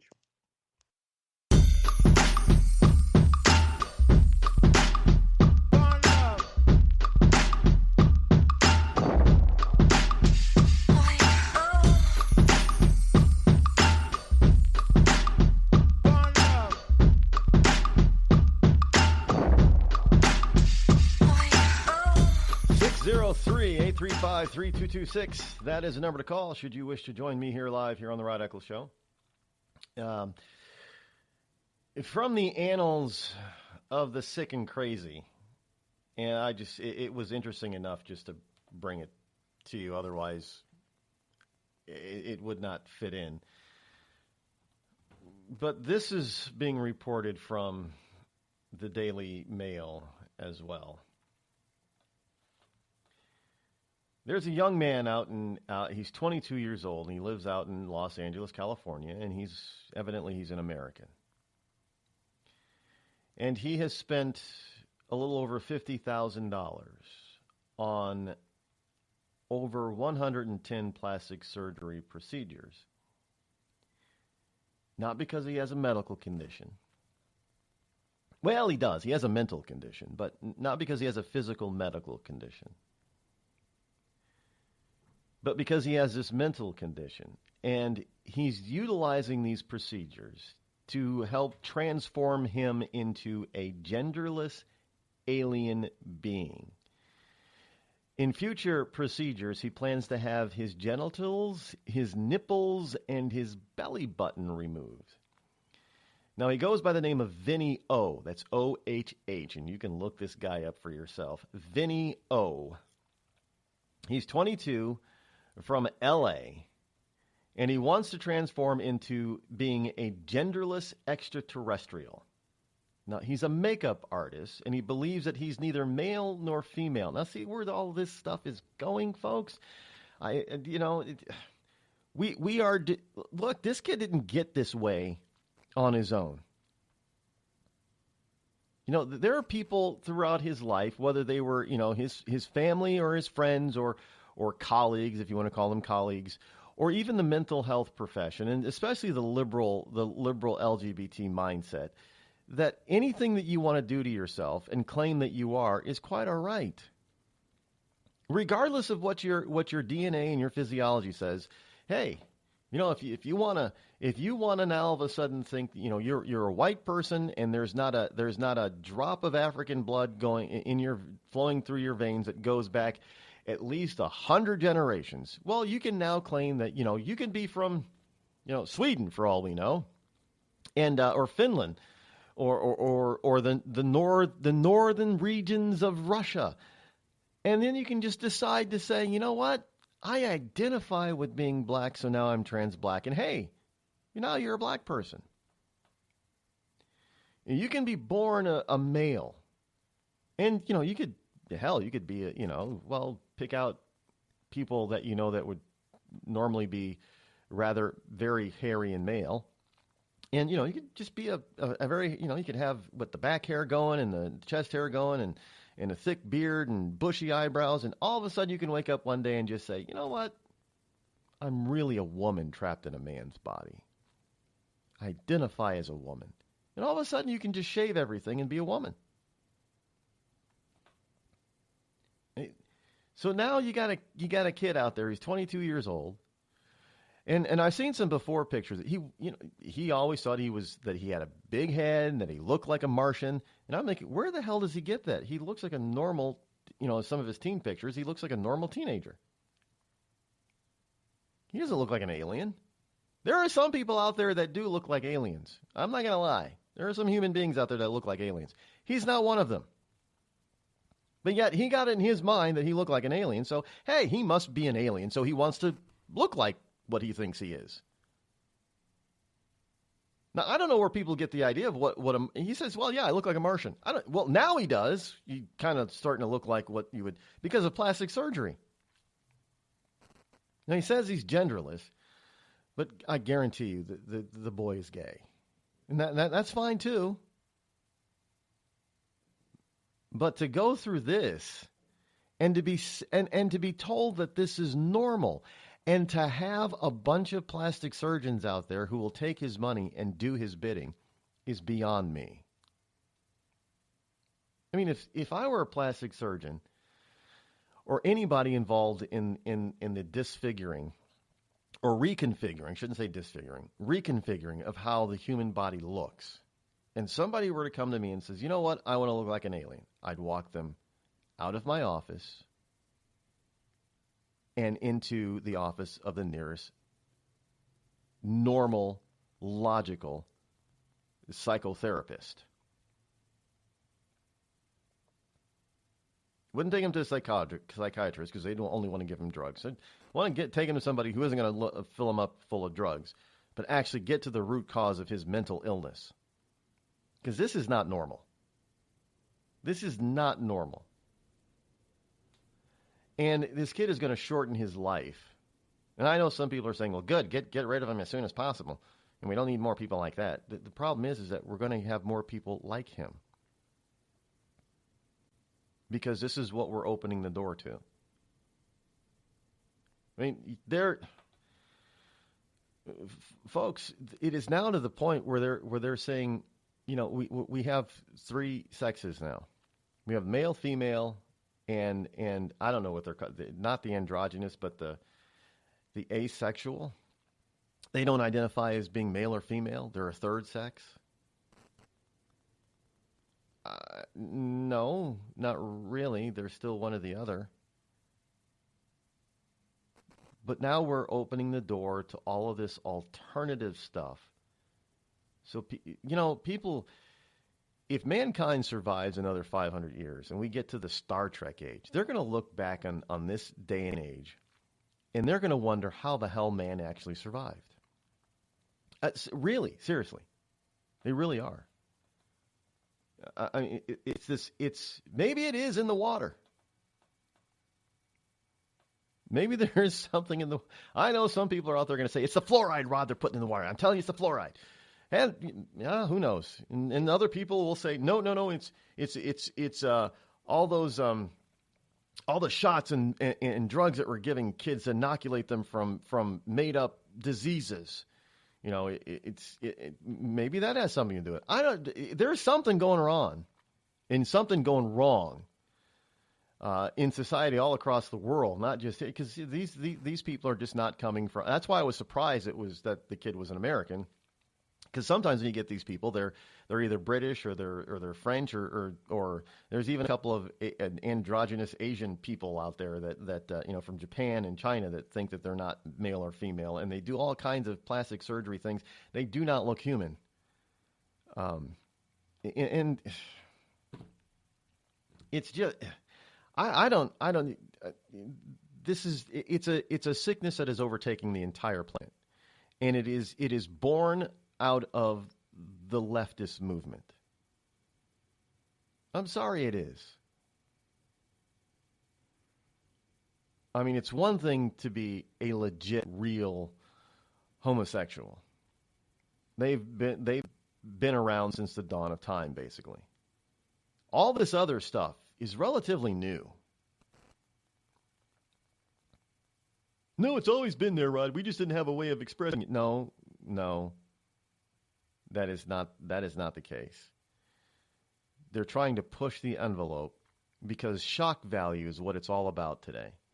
So how do you achieve shock value and shock fame if you've pushed the envelope so far to the left already? Well, you got to push it even farther. So you know what? Not only am I this genderless person or gender fluid or gender whatever they want to call it, but I'm not even that. I'm an alien. And I'm going to get plastic surgery and spend, you know, $50,000 or $100,000 to make myself look like what I think Martians look like. Now the shocking part isn't so much so that this kid thinks that he's an alien or wants to look like an alien. The shocking part really is that he's finding enough board-certified plastic surgeons who will make the transformation. That's the shocking part.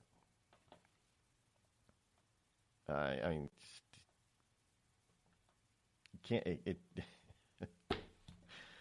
I don't know where to go with it from there, folks. Anyway, back to the paper pile. This is from the American Mirror,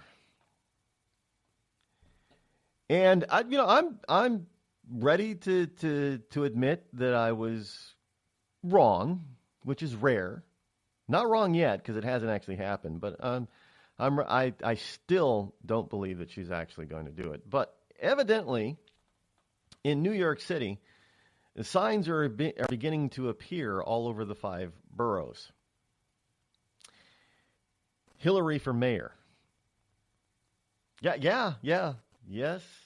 I guess New Yorkers, New York Cityers are well.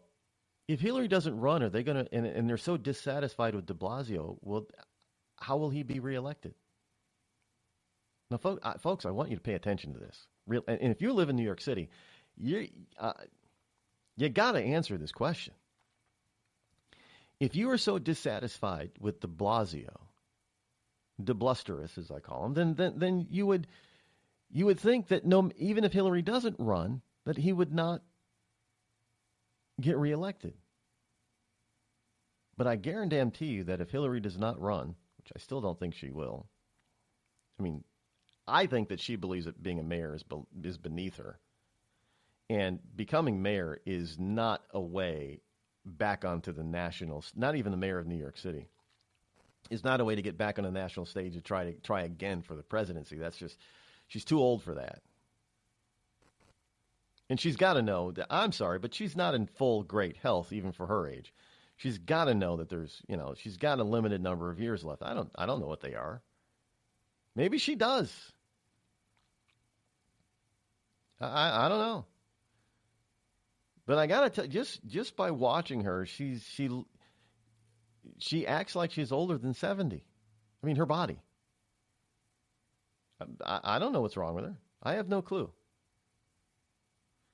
Maybe there isn't really anything wrong with her other than, some people age faster than others, and maybe she just aged faster.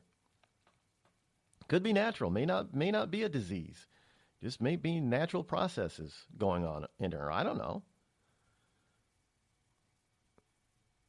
But for her for people to actually want her to be mayor, then that means they have to be really, really dissatisfied with the current mayor, De Blasio. So how would it be that if he has such a low approval rating amongst even his own ilk, that they would be looking for somebody else to run, that he would possibly get reelected? Now, understand, they would, in order to bring on Hillary, in order for them to try to draft Hillary to run for mayor, they have to be completely and totally disgusted and dissatisfied with De Blasio. Because otherwise you don't replace somebody that you're completely happy with somebody else. Oh, no, Rod, De Blasio is good, but Hillary would be better. Well, you still wouldn't replace him.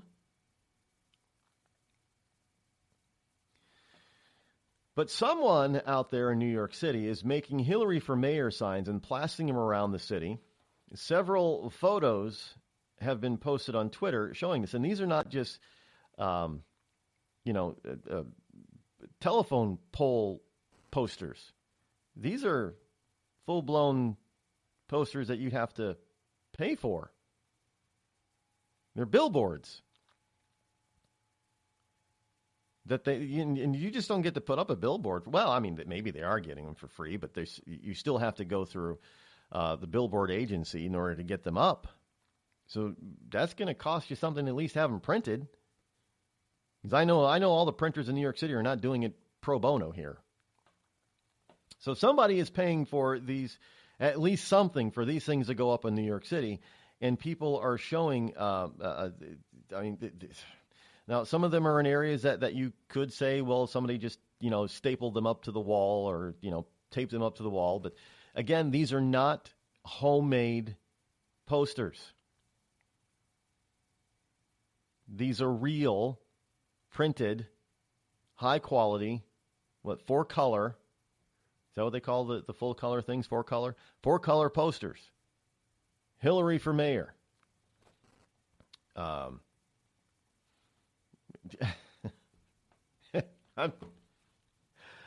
sorry, folks. You just can't. I know I say this often, but this is more of that stuff I just can't make up.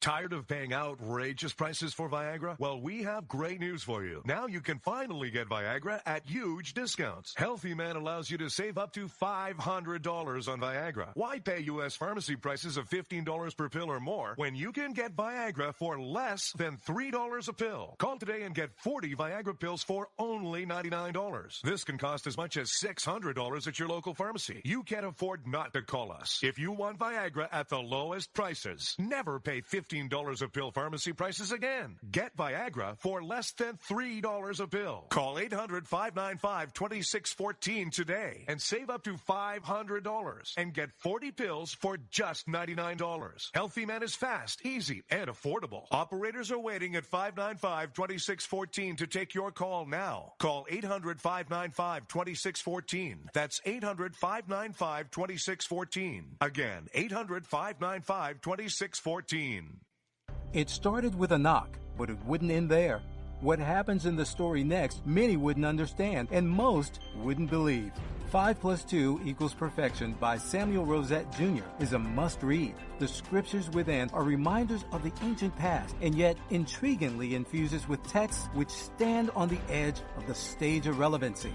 Available online at Westbow Press, Amazon, Books A Million, Barnes & Noble, and SamuelRosetteJr.com. We've all heard of male enhancement, but now there's an expert on true male enhancement in the areas that really count. In Herb Ellis's book, Husband 2.0, Real Male Enhancement, you'll find answers to questions like, why doesn't she want to have sex? A quick start, quick results workout guide. Plus, what you can do as a side hustle to make money now. With all the great tips in this book, every man can benefit. Get the book, Husband 2.0, Real Male Enhancement, on Amazon.com. You know, a couple of weeks ago, a long-haired young person came into our bank and said to me, I bet you won't lend me money to buy an electric guitar. Well, he was making $100 a week, and he was over 18, and I said, I bet you I will lend you money to buy an electric guitar. And I did. So what happens?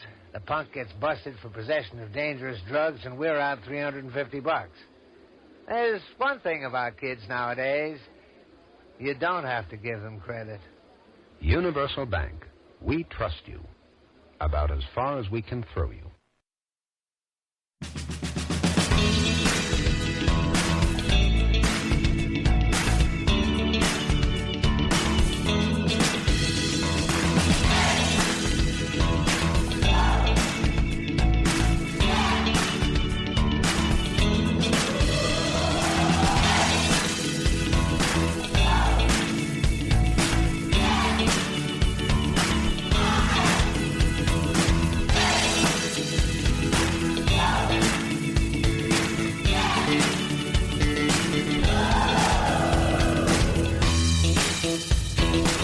Welcome back.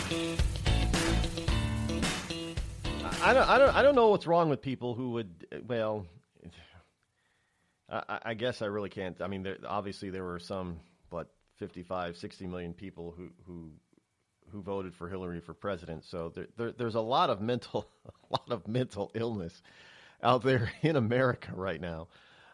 Even after you subtract all of the known and potential fraudulent votes, she's still got at least 50 million votes, folks. I mean, we can say what we want, that Donald Trump even got more actual, real, legitimate votes than Hillary. That may be true. That probably is true. I'm convinced that it is true. But the fact still remains that she still legitimately got at least 50 million votes. And that's a sad fact. That is that's a sad commentary about where the direction that this country almost went. And that you would even have some people out there who are willing to riot over this because they didn't, what they want. I know they always talk about democracy, man, democracy.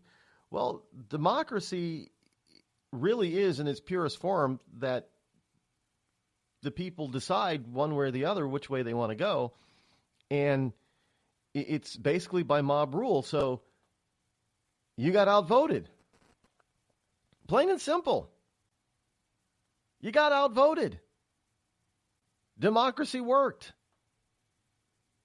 You're claiming that it didn't, but we're telling you that it did because they didn't want who you wanted. That's the issue that you have. I guess the rest, the 60+ million that voted for Trump just weren't as smart as you 50 million people that voted for Hillary. I mean, I guess that's the whole. That's their, but they're not. If you talk to them on the street, and just randomly, doesn't matter. The vast majority of them are not very intelligent at all. Now, I'm not just saying ignorant, because many of them, they're ignorant of actual facts, but they're just dumb. They're just plain old dumb. There's a difference between ignorance and stupidity. And a lot of these people that support Hillary, that voted for Hillary, that run around complaining that Trump is an a-hole and Trump is a racist and Trump is a bigot. Sure, there's a little bit of ignorance there, but these people are just plain stupid. They're just I don't care. I don't care if it's, look, I'll say it. Rosie O'Donnell's stupid. Madonna is stupid. I mean, come on. Do you really think that it is a good moral lesson for young females out there, for you adult females to run around with knit caps in the shape of a vagina on your head? And do you think that it is smart politics or smart anything to get up there and write a poem about your menstrual cycle and call yourself nasty, as if your natural bodily function is just somehow beneath you in nasty? That's just stupid. It's not ignorant. That's not ignorance. That's just plain pure stupidity. Well, it is what it is. Here's the other story about Valerie Jarrett. Another outlet is reporting that Jarrett is moving into Obama's D.C. home. Now, I don't know if that means that she's going to be working there, but evidently there were reports that Jarrett oftentimes stayed or basically lived in the White House with the Obamas. Now, I know the living quarters is fairly large. It's not 8,200 square feet. But why would even Michelle allow this? Well, I don't think she's afraid that Obama will somehow be physically or sexually attracted to this woman, because Valerie Jarrett is not a pretty physically attractive woman. Not in my. I mean, some people may find her attractive. I don't. I mean, people can say that Kellyanne Conway is not a good-looking woman, and really, probably not.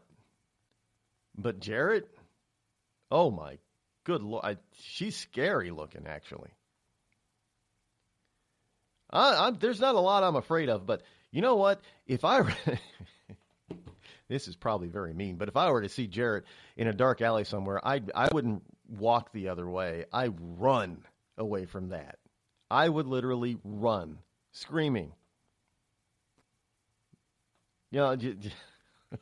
It would probably be comical, but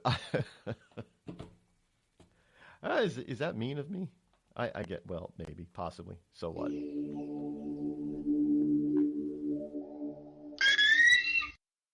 The following program is recommended for mature individuals and may contain material unsuitable for morons, cretins, and dishwipes. If you are a moron or a member of the PTL Club, please turn off your radio, because we don't need any more stupid, narrow-minded, pencil-neck geeks who wouldn't know the First Amendment if it came up and bit them on the butt. Thank you. The Red Cross responds to nearly 66,000 disasters every year, most of them house fires. Red Cross President and CEO Gail McGovern says you need to develop an evacuation plan and practice it, especially with your children. It takes just 2 minutes for a home to be engulfed in flames. Practice those drills. We all think our kids know what to do. They don't. We need to teach them. We have started a large campaign where we're going into vulnerable communities and helping install smoke alarms. Already 92 lives were saved, and 4 of those lives were saved by a 5-year-old girl who remembered what we taught them during these fire drills, and she got her family out. We also have a slew of free apps that people can download onto their smartphones. It's what to do in every kind of disaster you can imagine, how to prepare and how to recover. To help support all the Red Cross does and to make a financial donation, go to redcross.org. That's redcross.org. See that cute little dog in the pet store window? Chances are it came from a puppy mill. A breeding facility that forces caged, neglected, and often sick dogs to churn out puppy after puppy to be sold for profit. Meanwhile, millions of wonderful, healthy pets end up in animal shelters. This leads to the killing of more than 9,000 by the end of today. But with one simple choice, you can help. Just by deciding to adopt instead of purchase your next pet. Animal shelters are full of amazing pets looking for a home. When you adopt your new best friend, not only are you saving a life, you're taking a stand against puppy mills. When your friends see the smart choice and impact you've made, they adopt their next pet and share with 5 of their friends, who share with 5 more. Before long, thousands get involved. Pet stores stop selling dogs from puppy mills, and even more lives are saved. And with your help, we can save them all. Visit bestfriends.org/puppymills to learn more. Every day, the men and women of the United States Marine Corps demonstrate their commitment to defend the American way of life. Since 1775, we have served our nation as a force in readiness. From combat operations to humanitarian assistance in every corner of the world. No matter where the mission takes us today, or wherever our country needs us tomorrow, we always remember the land we call home. As Marines, we take a stand for each other, for our nation, for us all. The few, the proud, the Marines.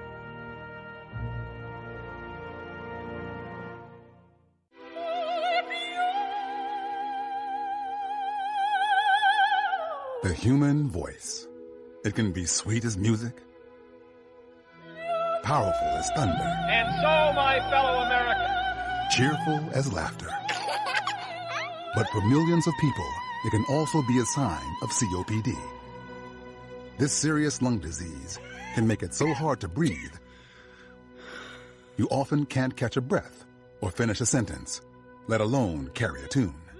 And many who have COPD don't even know it. That's where your voice comes in. If you think you or a loved one have symptoms, talk with a healthcare provider. Early diagnosis can mean better treatments and quality of life. Join us in raising our voices for the millions with COPD who can't. Learn more, breathe better at NIH.gov.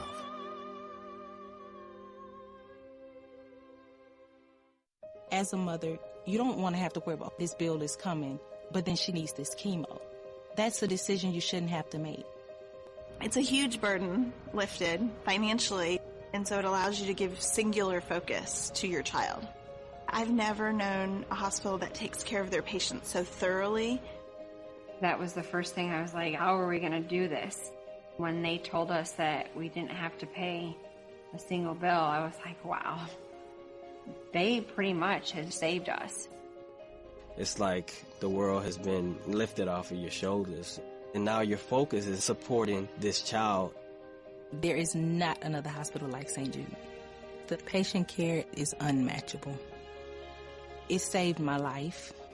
It saved my daughter's life. It saved our family. St. Jude Children's Research Hospital. Finding cures, saving children. Learn more at stjude.org. On the battlefield, there's a saying America's military men and women live by. Never leave a fallen warrior behind, ever. Off the battlefield, Wounded Warrior Project operates with the same goal. We leave no warrior behind. Wounded Warrior Project is a non-profit organization created to help our men and women returning home with the scars of war. Whether those scars are physical or mental, we're here to make sure that they heal.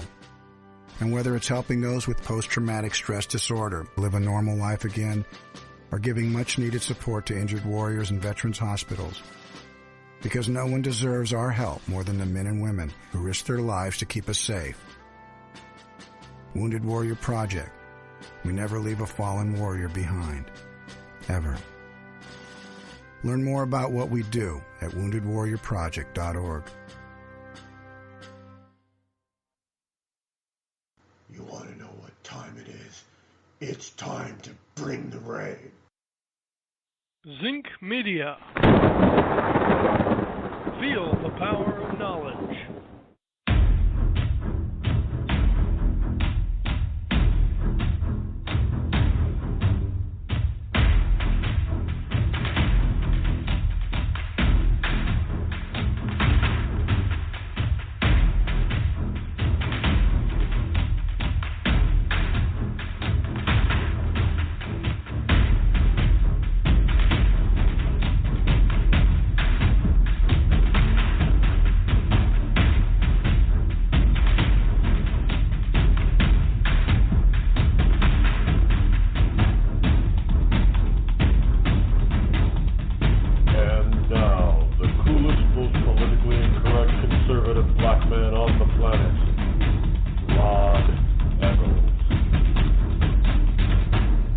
Welcome back. Hour number 3 here on the Rod Eccles Show. It is I, your lovable host, L. Rod, coming to you live once again from the Bunker I studio, somewhere within the great granite state of New Hampshire, where the state motto is still live free or die. It is not big government or bust. Here it is on Thursday, March number 2 in the year of our Lord 2017.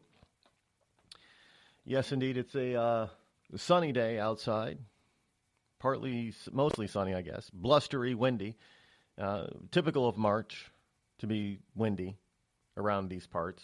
I don't know about where you are. Is March typically windy where you are? But yeah, around here it's typical for March to be windy. And it kind of like the fall, October, is a little bit windy too. Guess so that, it has to be windy then in order to blow all the leaves all over the place.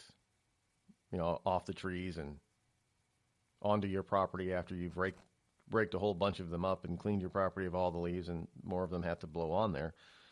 Just to help out the neighbor who doesn't want to rake his leaves. So, in any case, call-in number is 603-835-3226. And I have a question. Now, maybe it's just me. But, I don't, obviously, it's not like I just sit. I'm not a part of a think tank, so I don't get to go somewhere and just, for 8 hours a day just sit down with a drink in my hand and just ponder and think. Isn't that what they do with think tanks? That's all they do is just sit and think. They talk all day long and come up with new ideas, and they just think. They sit in solitude and think. I don't have time to do that. But every once in a while, I have a thought. just every once in a while, I get a thought. And I get a thought because of, my show prep and research and everything else that I do throughout the day. And one of the thoughts that has come to mind is we have all these wonderful people out there, all these wonderful immigrants, illegal and in some cases legal, not often legal, but, a lot of illegals. And they come here and they protest and they march and they hold signs, and some of them even hold press conferences. Got one here that's holding a press conference about how bad it is here in America. Well, if it's so bad, why did you even bother coming? And if it's so bad, since you're not a citizen, why do you stay? Don't you think that you should be using that energy and that effort that you have here, protesting here, to go back home and make changes in your own place, in your own home? where you have everything that you like and want the way you want it. Mexicans come here and they don't want to give up their Mexican heritage and Mexican culture. Well, great. I'm not asking you to do that. Why don't you go back home to Mexico and improve your own country where you already have the kind of culture that you like, where you already have the culture that you want being preserved? Why do you got to come here and force it on the rest of us? We didn't ask for you to come here. You came here illegally, remember?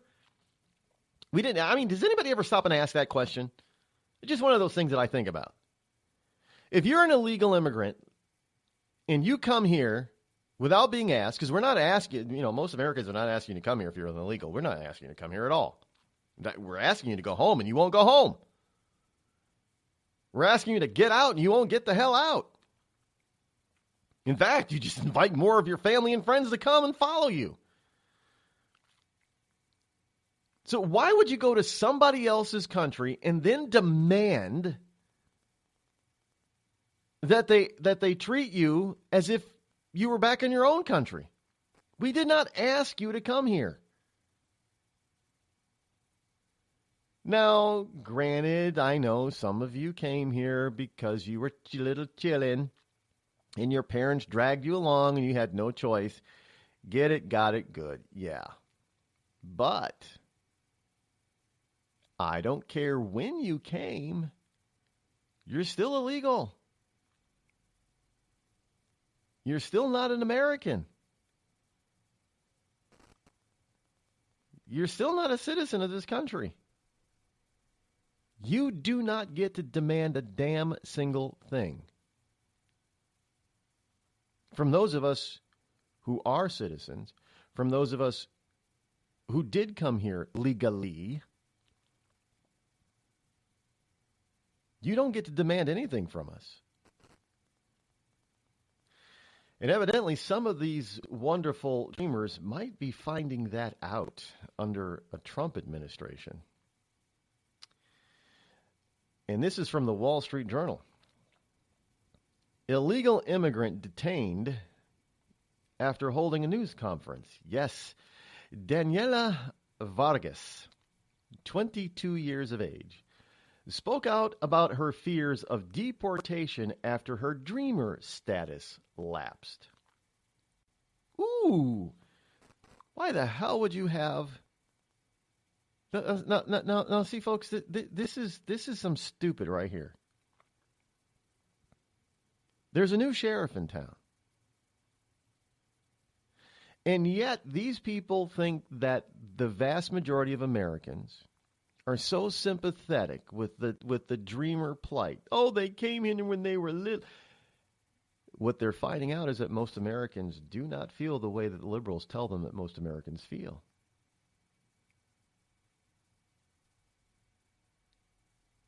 We're sorry that your parents dragged you here. But you know what? You came from Mexico. You came from Guatemala. You came from Honduras. You came from Ecuador. You came from El Salvador. Time for you to go back. I don't care how old you are. Well, this is the only place I... Well, you claim that you have family. Because every time we turn around, we got dreamers that are inviting their... somehow they manage to get some sort of legal status or green card status, and they start inviting their family members to come over here. So obviously you're still in touch with your homeland. So this 22-year-old female illegal immigrant, whose protection under Obama administration program had lapsed, was detained by immigration officials yesterday after voicing her fear of deportation at a news conference. Yes, Daniela Vargas, who came to the U.S. from Argentina when she was a mere 7 years old, was detained by agents of U.S. Immigration and Customs Enforcement as she and a friend drove away from the news conference in Jackson, Mississippi. The news conference was organized by attorneys, church groups, and the Mississippi Immigrants' Rights Alliance. Look, illegal immigrants have no rights other than basic human rights, but basic human rights don't mean you get to stay here. You don't. That's not a right you have. You came here illegally. Every single country on this planet has an immigration policy and immigration laws. Every single country on this planet gets to enforce those as they see fit. Now, if you happen to know that if you cross illegally into a certain country and they happen to shoot illegal immigrants on sight, then you better not go there. And you sure as hell damn well can't go into that country illegally and start demanding that that country starts paying you and starts treating you right and lets you come in anytime you damn well please. Nah, they're just going to shoot you. Now, I'm not advocating that we just start willy-nilly shooting people, but maybe if we shoot a few, the rest will stop.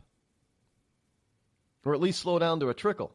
Because look, we're losing far too many citizens and legal immigrants to the crime that is happening, that is being brought across the border from illegal immigrants. I don't think that's fair. Well, it's not fair that we can't go to America. Well, it's not fair that those people who are here and who came here legally and who were born here should be subject and eliminated by criminals that do not come. I mean, it's bad enough that, people can get murdered and attacked and criminalized here by legal citizenry. But should we double up on that problem by allowing illegals to come here and do that? No. And then, of course, you'll get the left that say, well, this is just a small fraction. No, it's not a small fraction. And even if just one legal immigrant or American citizen lost their life due to the acts of an illegal immigrant, that's one too many. Just one. If it can be prevented, one is too many. Now, if we do everything within our natural powers to prevent illegal immigration, and some people are still going to be able to get through just the way it is, but if we've done everything we possibly can and still one gets through and does some damage, then that's to be expected. But to leave the borders open and then say once we catch them, we release them instead of sending them back? How do you explain that to the families of loved ones who've been lost or permanently damaged in a way by an illegal? They're not undocumented workers. They're not undocumented migrants. They're not undocumented immigrants. They're illegal immigrants.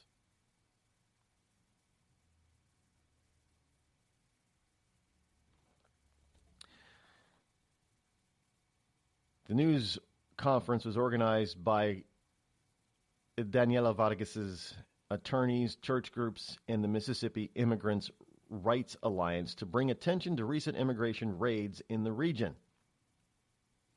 ICE enforcement actions under the Trump administration have stoked fears in immigrant communities after large numbers of coordinated arrests across the country in recent weeks. Good, they should be. That tells you something else. That illegals come across the border and they have no fear of staying here. They're not in fear of anything. They're not in fear of being deported. It used to be that they used to be in fear of, they used to try to stay under the radar and in fear of being deported.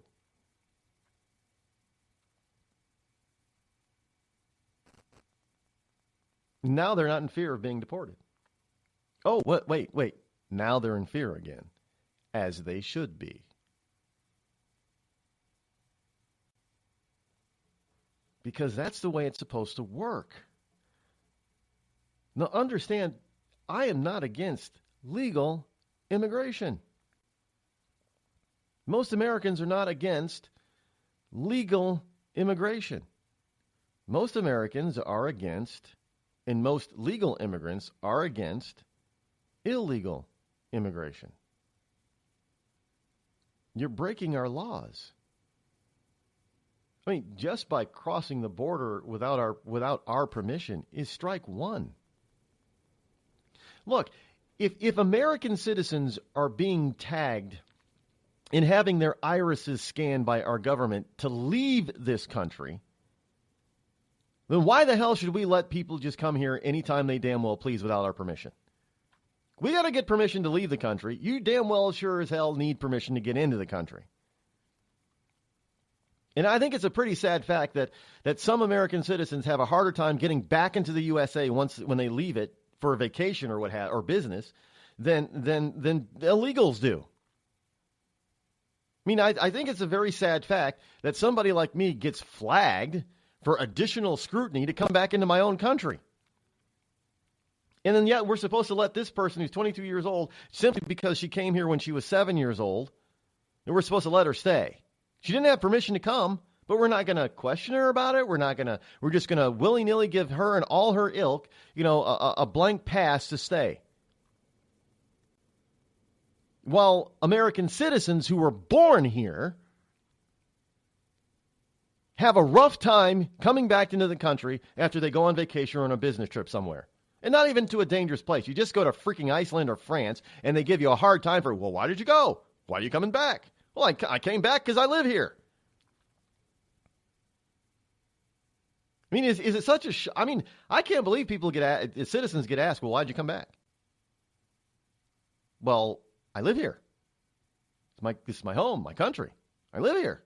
Why the hell would you ask an American citizen why they came back to the USA? People have said that they've been asked that question. So why is it an American citizen has a harder time getting into the United States than an illegal immigrant? It makes no sense. So, no, I do not shed a tear. I do not have any sympathy for people like this. If you want to be stupid enough in this era, in this day and age, knowing that people are being rounded up who are thought to be illegal, and you want to have a press conference, I'm not going to be crying you a river anytime soon.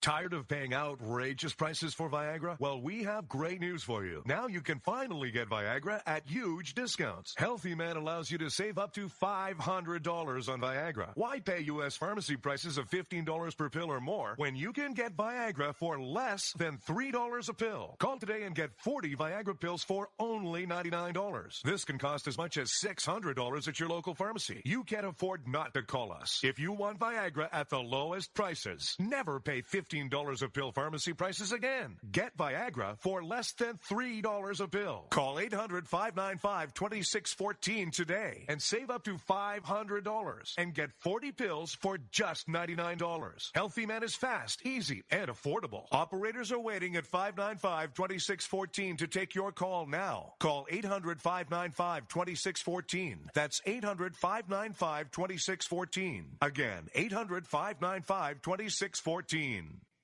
It started with a knock, but it wouldn't end there.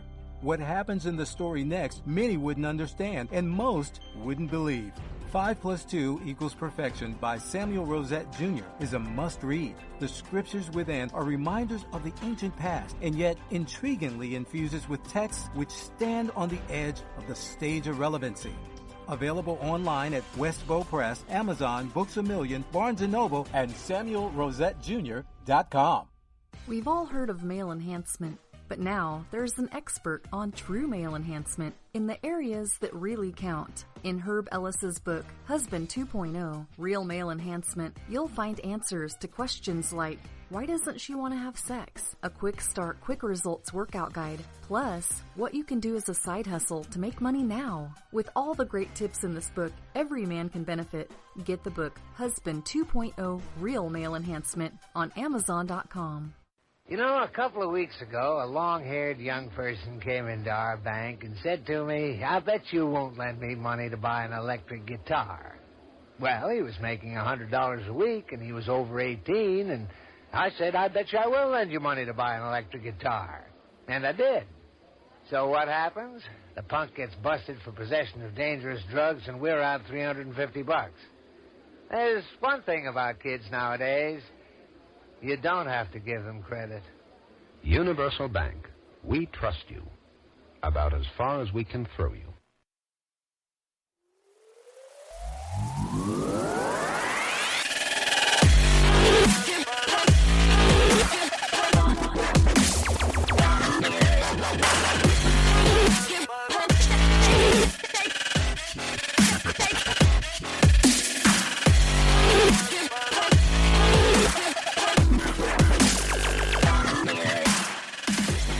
know some people on the left are going to say, well, I am being mean, I'm being inhuman, I'm being uncaring. No, I'm not being mean and uncaring and inhuman. I'm being I care a lot for, look, if we shut off the doors of easy illegal immigration, then that means these people, most of them are not going to risk their lives crossing the great Mexican desert divide to get here.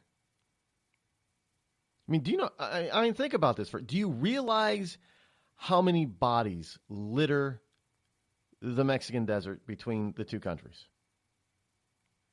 Because people didn't make it. They didn't bring enough water or food to make the crossing, and they died.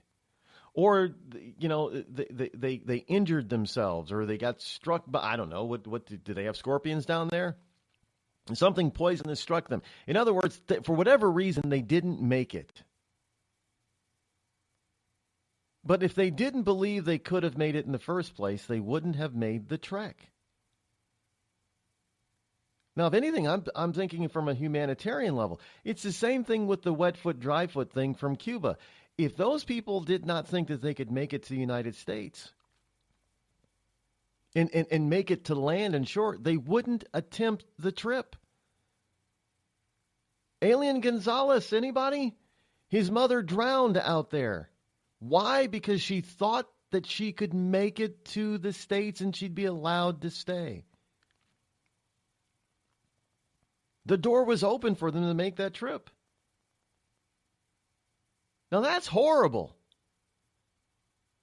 That is absolutely horrible that we would allow that to happen, to give people that kind of false hope. That they would be willing to put hey, we're just saying, you know what? If you put your lives in danger and you come, that's a great way to get here. Don't bother doing it the safe and legal way. Oh no, risk your life and that of the life of your family and your loved ones and your friends to get here. That's the way to do it. How is that humane? I mean, how is that humane? It's not. It's not humane at all. It's inhumane. And if anything, I think what I'm saying is being a humanitarian, very much so, a lot more so than you liberals out there who are saying, well, no, you just, well, geez, if they made it, then let them stay. No. If you close the door to easy illegal immigration, fewer people will attempt it, and you'll actually save lives. Now, isn't that what it's all about in the first place? Saving some lives? If we make it so that they can't get here so easily, they won't attempt it. Sure, some will still attempt, but not nearly the numbers that are, and therefore you won't have nearly the numbers that die.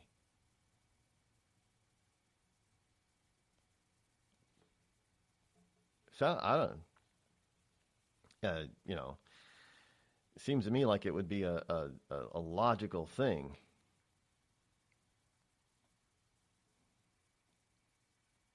You can't, well,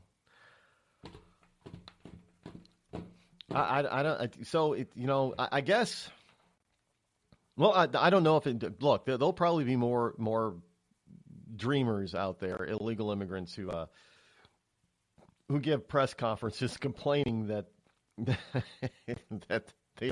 they lost their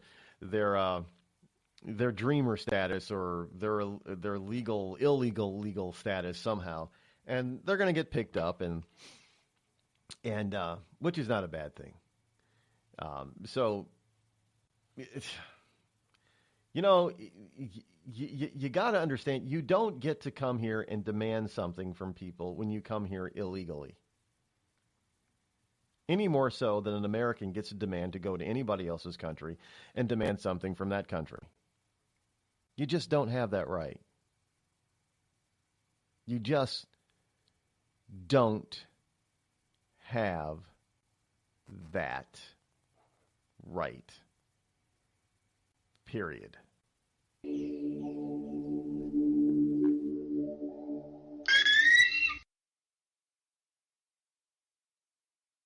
The Red Cross responds to nearly 66,000 disasters every year, most of them house fires. Red Cross President and CEO Gail McGovern says you need to develop an evacuation plan and practice it, especially with your children. It takes just 2 minutes for a home to be engulfed in flames. Practice those drills. We all think our kids know what to do. They don't. We need to teach them. We have started a large campaign where we're going into vulnerable communities and helping install smoke alarms. Already 92 lives were saved, and 4 of those lives were saved by a 5-year-old girl who remembered what we taught them during these fire drills, and she got her family out. We also have a slew of free apps that people can download onto their smartphones. It's what to do in every kind of disaster you can imagine, how to prepare and how to recover. To help support all the Red Cross does and to make a financial donation, go to redcross.org. That's redcross.org. I'm just so happy my father had a chance to see his kids before he passed. I just want to say thank you. When her father fell ill, the American Red Cross was able to help get Veronica's brother home from the Navy to speak to his father one last time. It's thanks to your donations that we can connect military families when they need it most. Please donate today at redcross.org. It's Thursday night, and you're grabbing drinks with some friends. Started off with a pitcher for the table, which quickly becomes 2. There's pool. And there's the photo booth. All right, everybody squeeze in. Say cheese! Followed naturally by an order of wings. And another. Can we get some extra ranch sauce? Then there's the ceremonial nightcap. So what are we doing this weekend? And lastly, it's back to the car, which, if you're buzzed,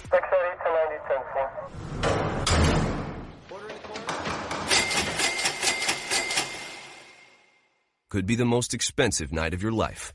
Getting pulled over for buzzed driving could cost you around $10,000 in fines, legal fees, and increased insurance rates. Nothing kills a buzz like getting pulled over for buzzed driving, because buzzed driving is drunk driving.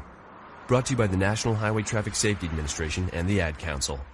Every day, the men and women of the United States Marine Corps demonstrate their commitment to defend the American way of life. Since 1775, we have served our nation as a force in readiness. From combat operations to humanitarian assistance in every corner of the world. No matter where the mission takes us today, or wherever our country needs us tomorrow, we always remember the land we call home. As Marines, we take a stand for each other, for our nation, for us all. The few, the proud, the Marines.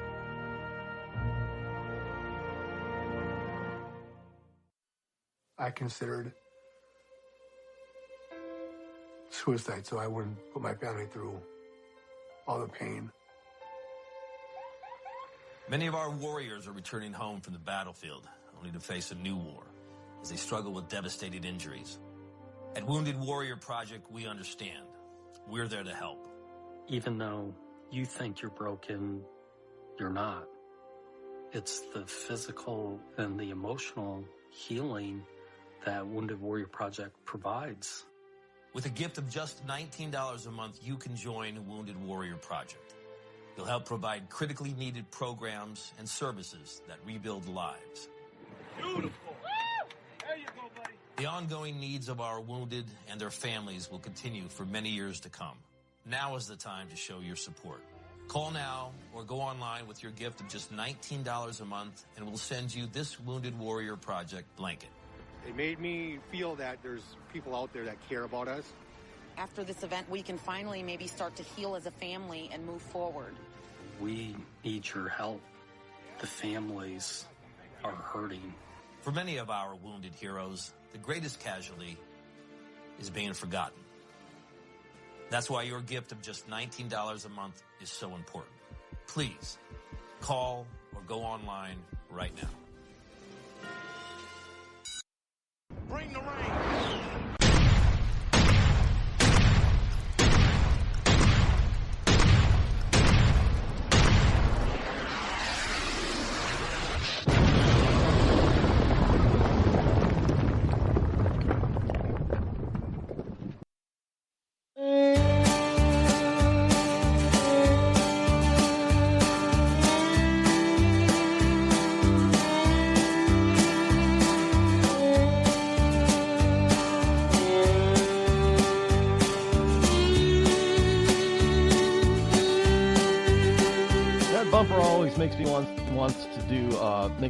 Makes me want to do the country two-step, I guess. You know, however they do that step dancing in country music. You know, when I was in school, we did something that I absolutely hated, and we did it in gym class. And we did it in elementary school, we did it in middle school, and we did it in high school. And not just in the same jurisdiction, not even within the same state. In 2 different states, and in 3 different school districts, in gym class. I don't. Was this part of the Jimmy Carter Education Department thing? We had to learn square dancing. I kid you not. From about the time I was in 4th grade on up through high school.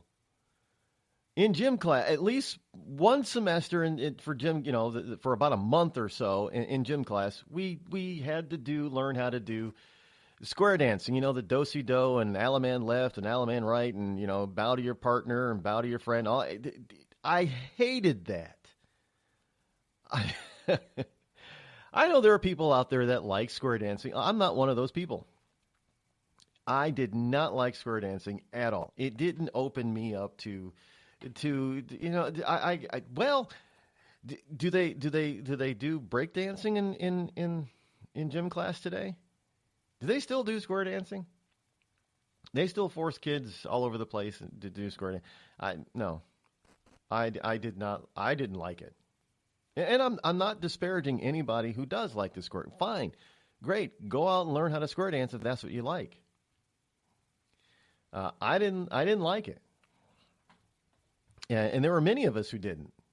And still we were forced to and I also remember that in upstate New York, I mean, for 1 year they in music class, what about bluegrass? Now today I can kind of appreciate a little bit of bluegrass music, but back then, no. Why don't we learn about bluegrass? I mean, who gets to decide exactly what is worth appreciating and learning about, and you skip everything else? I don't know. I'm not putting down bluegrass. It's not a form and style of music that I happen to. There's a lot of styles of music that I prefer not to listen to. But we weren't forced to learn about them in school. There's a lot of styles of dance. We didn't.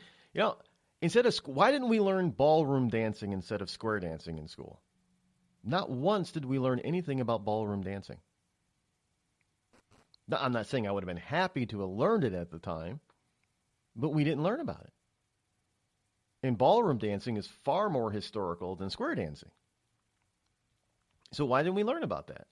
Who got to decide it was square dancing? The reason why I'm saying, I don't know, was Jimmy Carter a big square dance fan? Because he's the one that started the Department of Education. So is that why we had to learn square dancing? Is that also why we had to learn about bluegrass music? I don't know. Is bluegrass big, and was it big in Georgia? I don't know. But at the same time, I'm still wondering, you know, since we had to go through this torture of square dancing, why didn't we learn ballroom dancing? I mean, you could say, well, because, you know, you had to touch your partner and all that kind of stuff. Well, you got to do the same thing in square dancing. A lot of hand holding and twirling and stuff going on there. And, of course, some people say, well, Rod, now you know what do-si-doing is. Yeah, I could have lived my entire life without having to know what a do-si-do is. I would have been fine with that. Trust me. But look, there's a lot of terms I don't know other styles of dance. Is my life less rich or less fulfilled because I don't know those terms? No, it's not. Well, how do you know what you like if you don't experience it? Well, we didn't experience ballroom dancing then. Why not? If they're going to make us dance, why not do something that is more historical in nature? Well, because square dancing is really all about the U.S. No, it's all about the South. Really. And again, there's nothing wrong with it. I just don't think it was necessary to learn as a forced requisite in public school systems all across the country. I never went to school in the South. And the two states that I learned square dancing were the states of Michigan and the state of New York. Now, I don't think Michigan is a big square dance state. It isn't. So why were we learning square dancing in Michigan? I have no idea. And I'm sure if I were to go, well, I'm sure all those administrators that were administrators back then, I'm sure they're all dead. But if I could actually talk to any of them, I'm sure none of them would be able to give me a straightforward answer as to why. Really, is that really? I can understand trying to enrich, broaden students' horizons. I mean, we're not doing that today, by the way. We're not broadening. They like to tell us that they are. They're not. They're indoctrinating kids. They're not broadening their horizons and giving them a well-rounded education. And frankly, public school is not about giving kids a well-rounded education. It's about just educating them in the 3 R's: reading, writing, arithmetic. And, we should, add the H for history, because that's important, very important, just as important as reading, writing, and arithmetic. My goodness, Rod, don't you know anything? Arithmetic, it's not how it's pronounced. It's arithmetic. It's not an R, it's an A. Just goes to show that look, people have disparaged me for saying that in the past. It's always somebody who thinks they're intellectually superior. You know people who really tick me off the most? People that just get my goat, as it were, are these wonderful, self-important, self-superior intellectuals. But see, I don't get overtly mad at them. Oh, no. I actually like running into them, because that's when my true sarcastic nature comes out. Oh, man, I am so sarcastic to the point of just being downright mean. Because they're mean. It's one thing to be smarter than somebody else because you've been educated more in certain areas, but it's another thing to think that just because you are a pointy head in that area of expertise, that you're better than everybody else. That's what gets me. Hey, you can be a rocket scientist. Great. You are smarter in that area of knowledge than I am. Far superior in that area than I am. But don't you dare think that you can speak down to me or think that you're better than me just because you've chosen to be educated in that area. You're not. That's what gets my goat. And that's what an intellectual is. They're a little pointy-headed peon that thinks they're better than you simply because they got a master's or a PhD in one particular discipline of knowledge. Ooh. Give me a break. That's when the sarcasticness comes out. And yeah, I admit it, sometimes I can just be downright mean when it comes to my sarcasm. I know that it's not a positive trait, not by no means, no. But it is me. And I have been trying to pay more attention to my sarcasm because a lot of times people don't get that I'm being sarcastic. And that's just too bad because sarcastic wit is some of the greatest. If you can be a witty, sarcastic person, that is some of the greatest wit on the planet. I appreciate good sarcasm. Even when somebody's being sarcastic to me, I can appreciate good sarcasm. I really can. And sometimes it's kind of fun having a sarcastic battle. It can be fun. But yeah. So if I just I'm an extremely sarcastic person. Now I'm probably less sarcastic now than I have, simply because I do know that I can get rather mean, and I don't particularly like that. But it happens. And over the internet, it is in being sarcastic in written form, it is very hard for people to get your sarcasm in written form. Sometimes it is. Sometimes it really, and often it goes, well, a lot of times it just goes over some people's heads, but it's hard to do that. And some people just might think that your sarcasm is not witful, but it's just mean or, bigoted or racist or what have you. And so much so that now you're having all these wonderful, supposedly open platform places on the web closing off that platform to people. But the New York Times has got a piece here that says the internet is destroying, is threatening democracy. Now, being able to express your opinion freely, I think that would be a boon to democracy.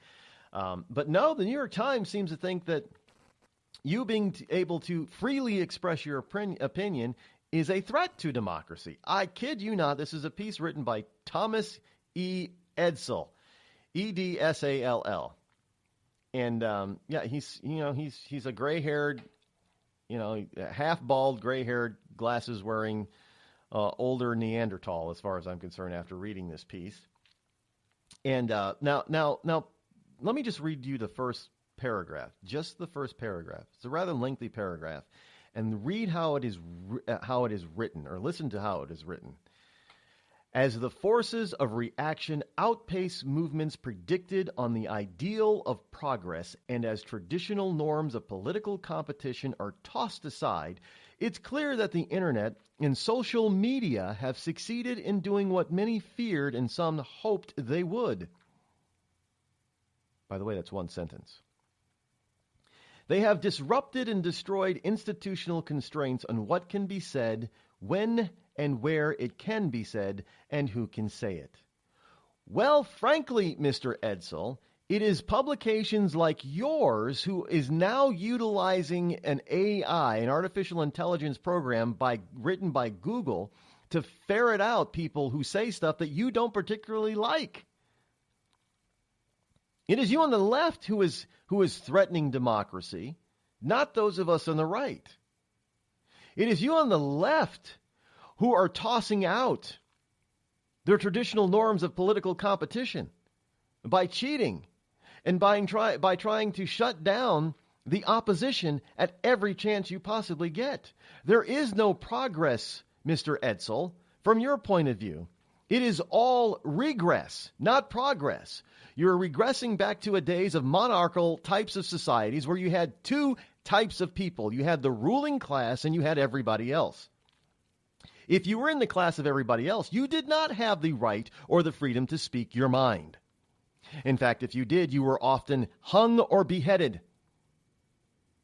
And now you're doing the same thing, although electronically you're trying to behead people who have an opinion who differs from yours. You claim that they are racist, they're bigoted, they're homophobic, they're all types of manner which they are not, and then you chop off their head, proverbially so, by preventing them from spreading their so-called gospel of hate, which is nothing more than opinion that differs from yours.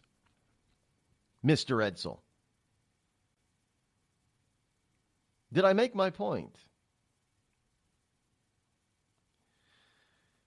So we have the left out there who is shutting down the free thought and free flow of information and trying to. That is also why Obama decided to hand over the internet strings to. Notice how much trouble we've had with the internet of late ever since we no longer really control it.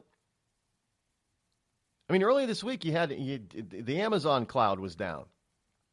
Affected thousands of websites. You couldn't. I mean, I couldn't even pick up, certain iHeart radio stations because the Amazon cloud was down. And how many times did my own site I have had people tell me, yeah, Rod, we can't get to your site. Your site's down. Your site's not there. What happened, man? What's going on? And I, call GoDaddy can't figure it out.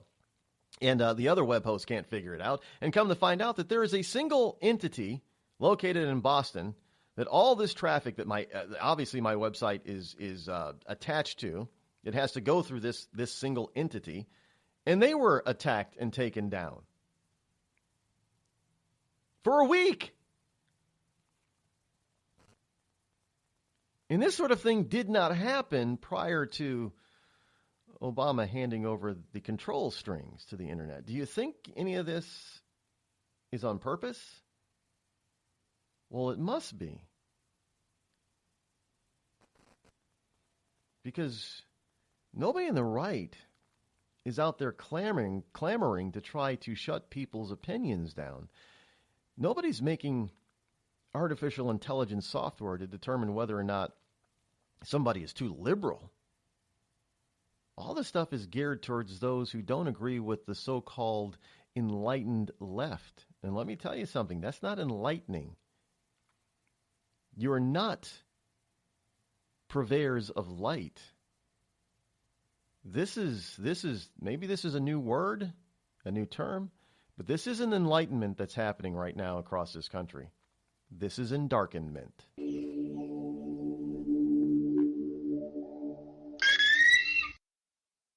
Tired of paying outrageous prices for Viagra? Well, we have great news for you. Now you can finally get Viagra at huge discounts. Healthy Man allows you to save up to $500 on Viagra. Why pay U.S. pharmacy prices of $15 per pill or more when you can get Viagra for less than $3 a pill? Call today and get 40 Viagra pills for only $99. This can cost as much as $600 at your local pharmacy. You can't afford not to call us. If you want Viagra at the lowest prices, never pay $15 a pill pharmacy prices again. Get Viagra for less than $3 a pill. Call 800-595-2614 today and save up to $500 and get 40 pills for just $99. Healthy Man is fast, easy, and affordable. Operators are waiting at 595-2614 to take your call now. Call 800-595-2614. That's 800-595-2614. Again, 800-595-2614.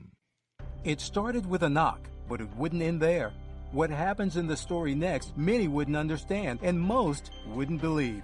5 + 2 = Perfection by Samuel Rosette Jr. is a must-read. The scriptures within are reminders of the ancient past, and yet intriguingly infuses with texts which stand on the edge of the stage of relevancy. Available online at Westbow Press, Amazon, Books A Million, Barnes & Noble, and SamuelRosetteJr.com. We've all heard of male enhancement, but now there's an expert on true male enhancement in the areas that really count. In Herb Ellis's book, Husband 2.0, Real Male Enhancement, you'll find answers to questions like, why doesn't she want to have sex? A quick start, quick results workout guide. Plus, what you can do as a side hustle to make money now. With all the great tips in this book, every man can benefit. Get the book, Husband 2.0, Real Male Enhancement, on Amazon.com. You know, a couple of weeks ago, a long-haired young person came into our bank and said to me, I bet you won't lend me money to buy an electric guitar. Well, he was making $100 a week, and he was over 18, and I said, I bet you I will lend you money to buy an electric guitar. And I did. So what happens? The punk gets busted for possession of dangerous drugs, and we're out $350. There's one thing about kids nowadays. You don't have to give them credit. Universal Bank. We trust you. About as far as we can throw you.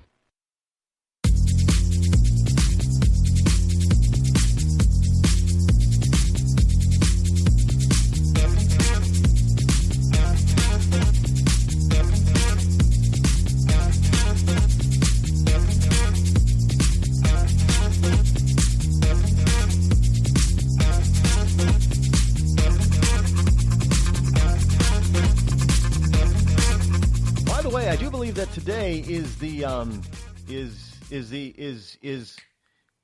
Texas's birthday. Is that what we would say? Well, I guess on March 2nd, back in 1836, Texas officially won its independence from Mexico, I do believe. So, happy Texas Independence Day for the Lone Star State. I like I said, I've been to Texas a couple of times now. I like Texas. Not sure I'd really want to move there. I mean, it's kind of hot in places. But Texas is a big state, and obviously I have yet to fully explore that state. There are people that have lived there all their lives that haven't explored the entire state of Texas. I mean, the place is huge. It's hard to fathom the great size of the state until you actually get there. It's even because of the way it's laid out, it's actually more impressive than California as far as size is concerned. In New York, you can be in New York City from just about anywhere in the state of New York in 5 hours or less, 6 hours or less, maybe. If you're coming from the hinterlands of great northern parts. But to be in Texas and to be in a major city and realize to get to another major city, it's still 4 hours away. I mean, when I was in McAllen, Texas, and I said, well, where's Austin?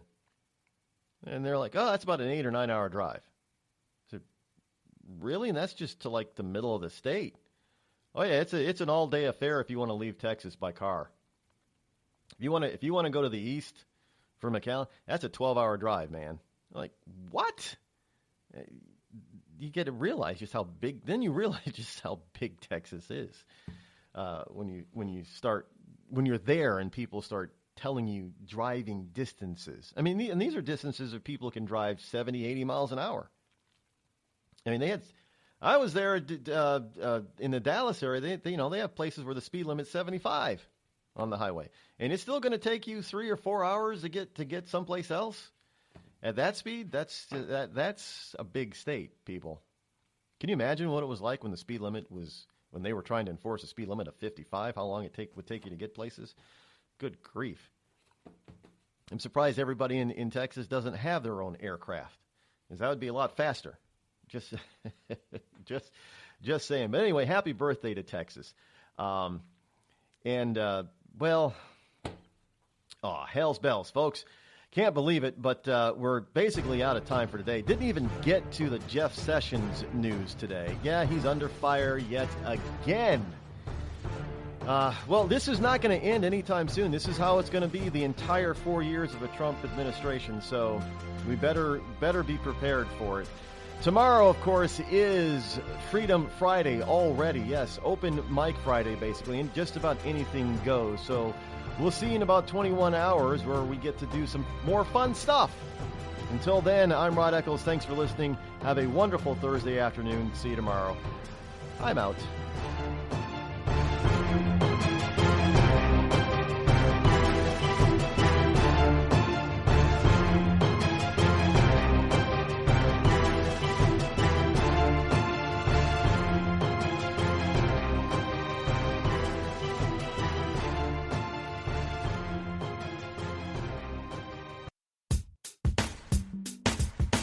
Damn, it feels good to be a Clinton. Damn, it feels good to be a Clinton. A shameless politician always plays her cards right. Got a crew for the fight on the airwaves. Lapdogs in the press keep their mouths tight. Cause a Clinton never needs to explain what, why it is what they done or with who. A real Clinton knows that they're entitled, and you don't get to know what they do. What difference does it make? For a Clinton, what's loaded in some fat apple file? A Clinton plays the victim for promotion. A Clinton kills it off with a smile. Damn, it feels good to be a Clinton. A server full of secrets ain't no thing. Damn, it feels good to be a Clinton. Nothing ever hits with the sting.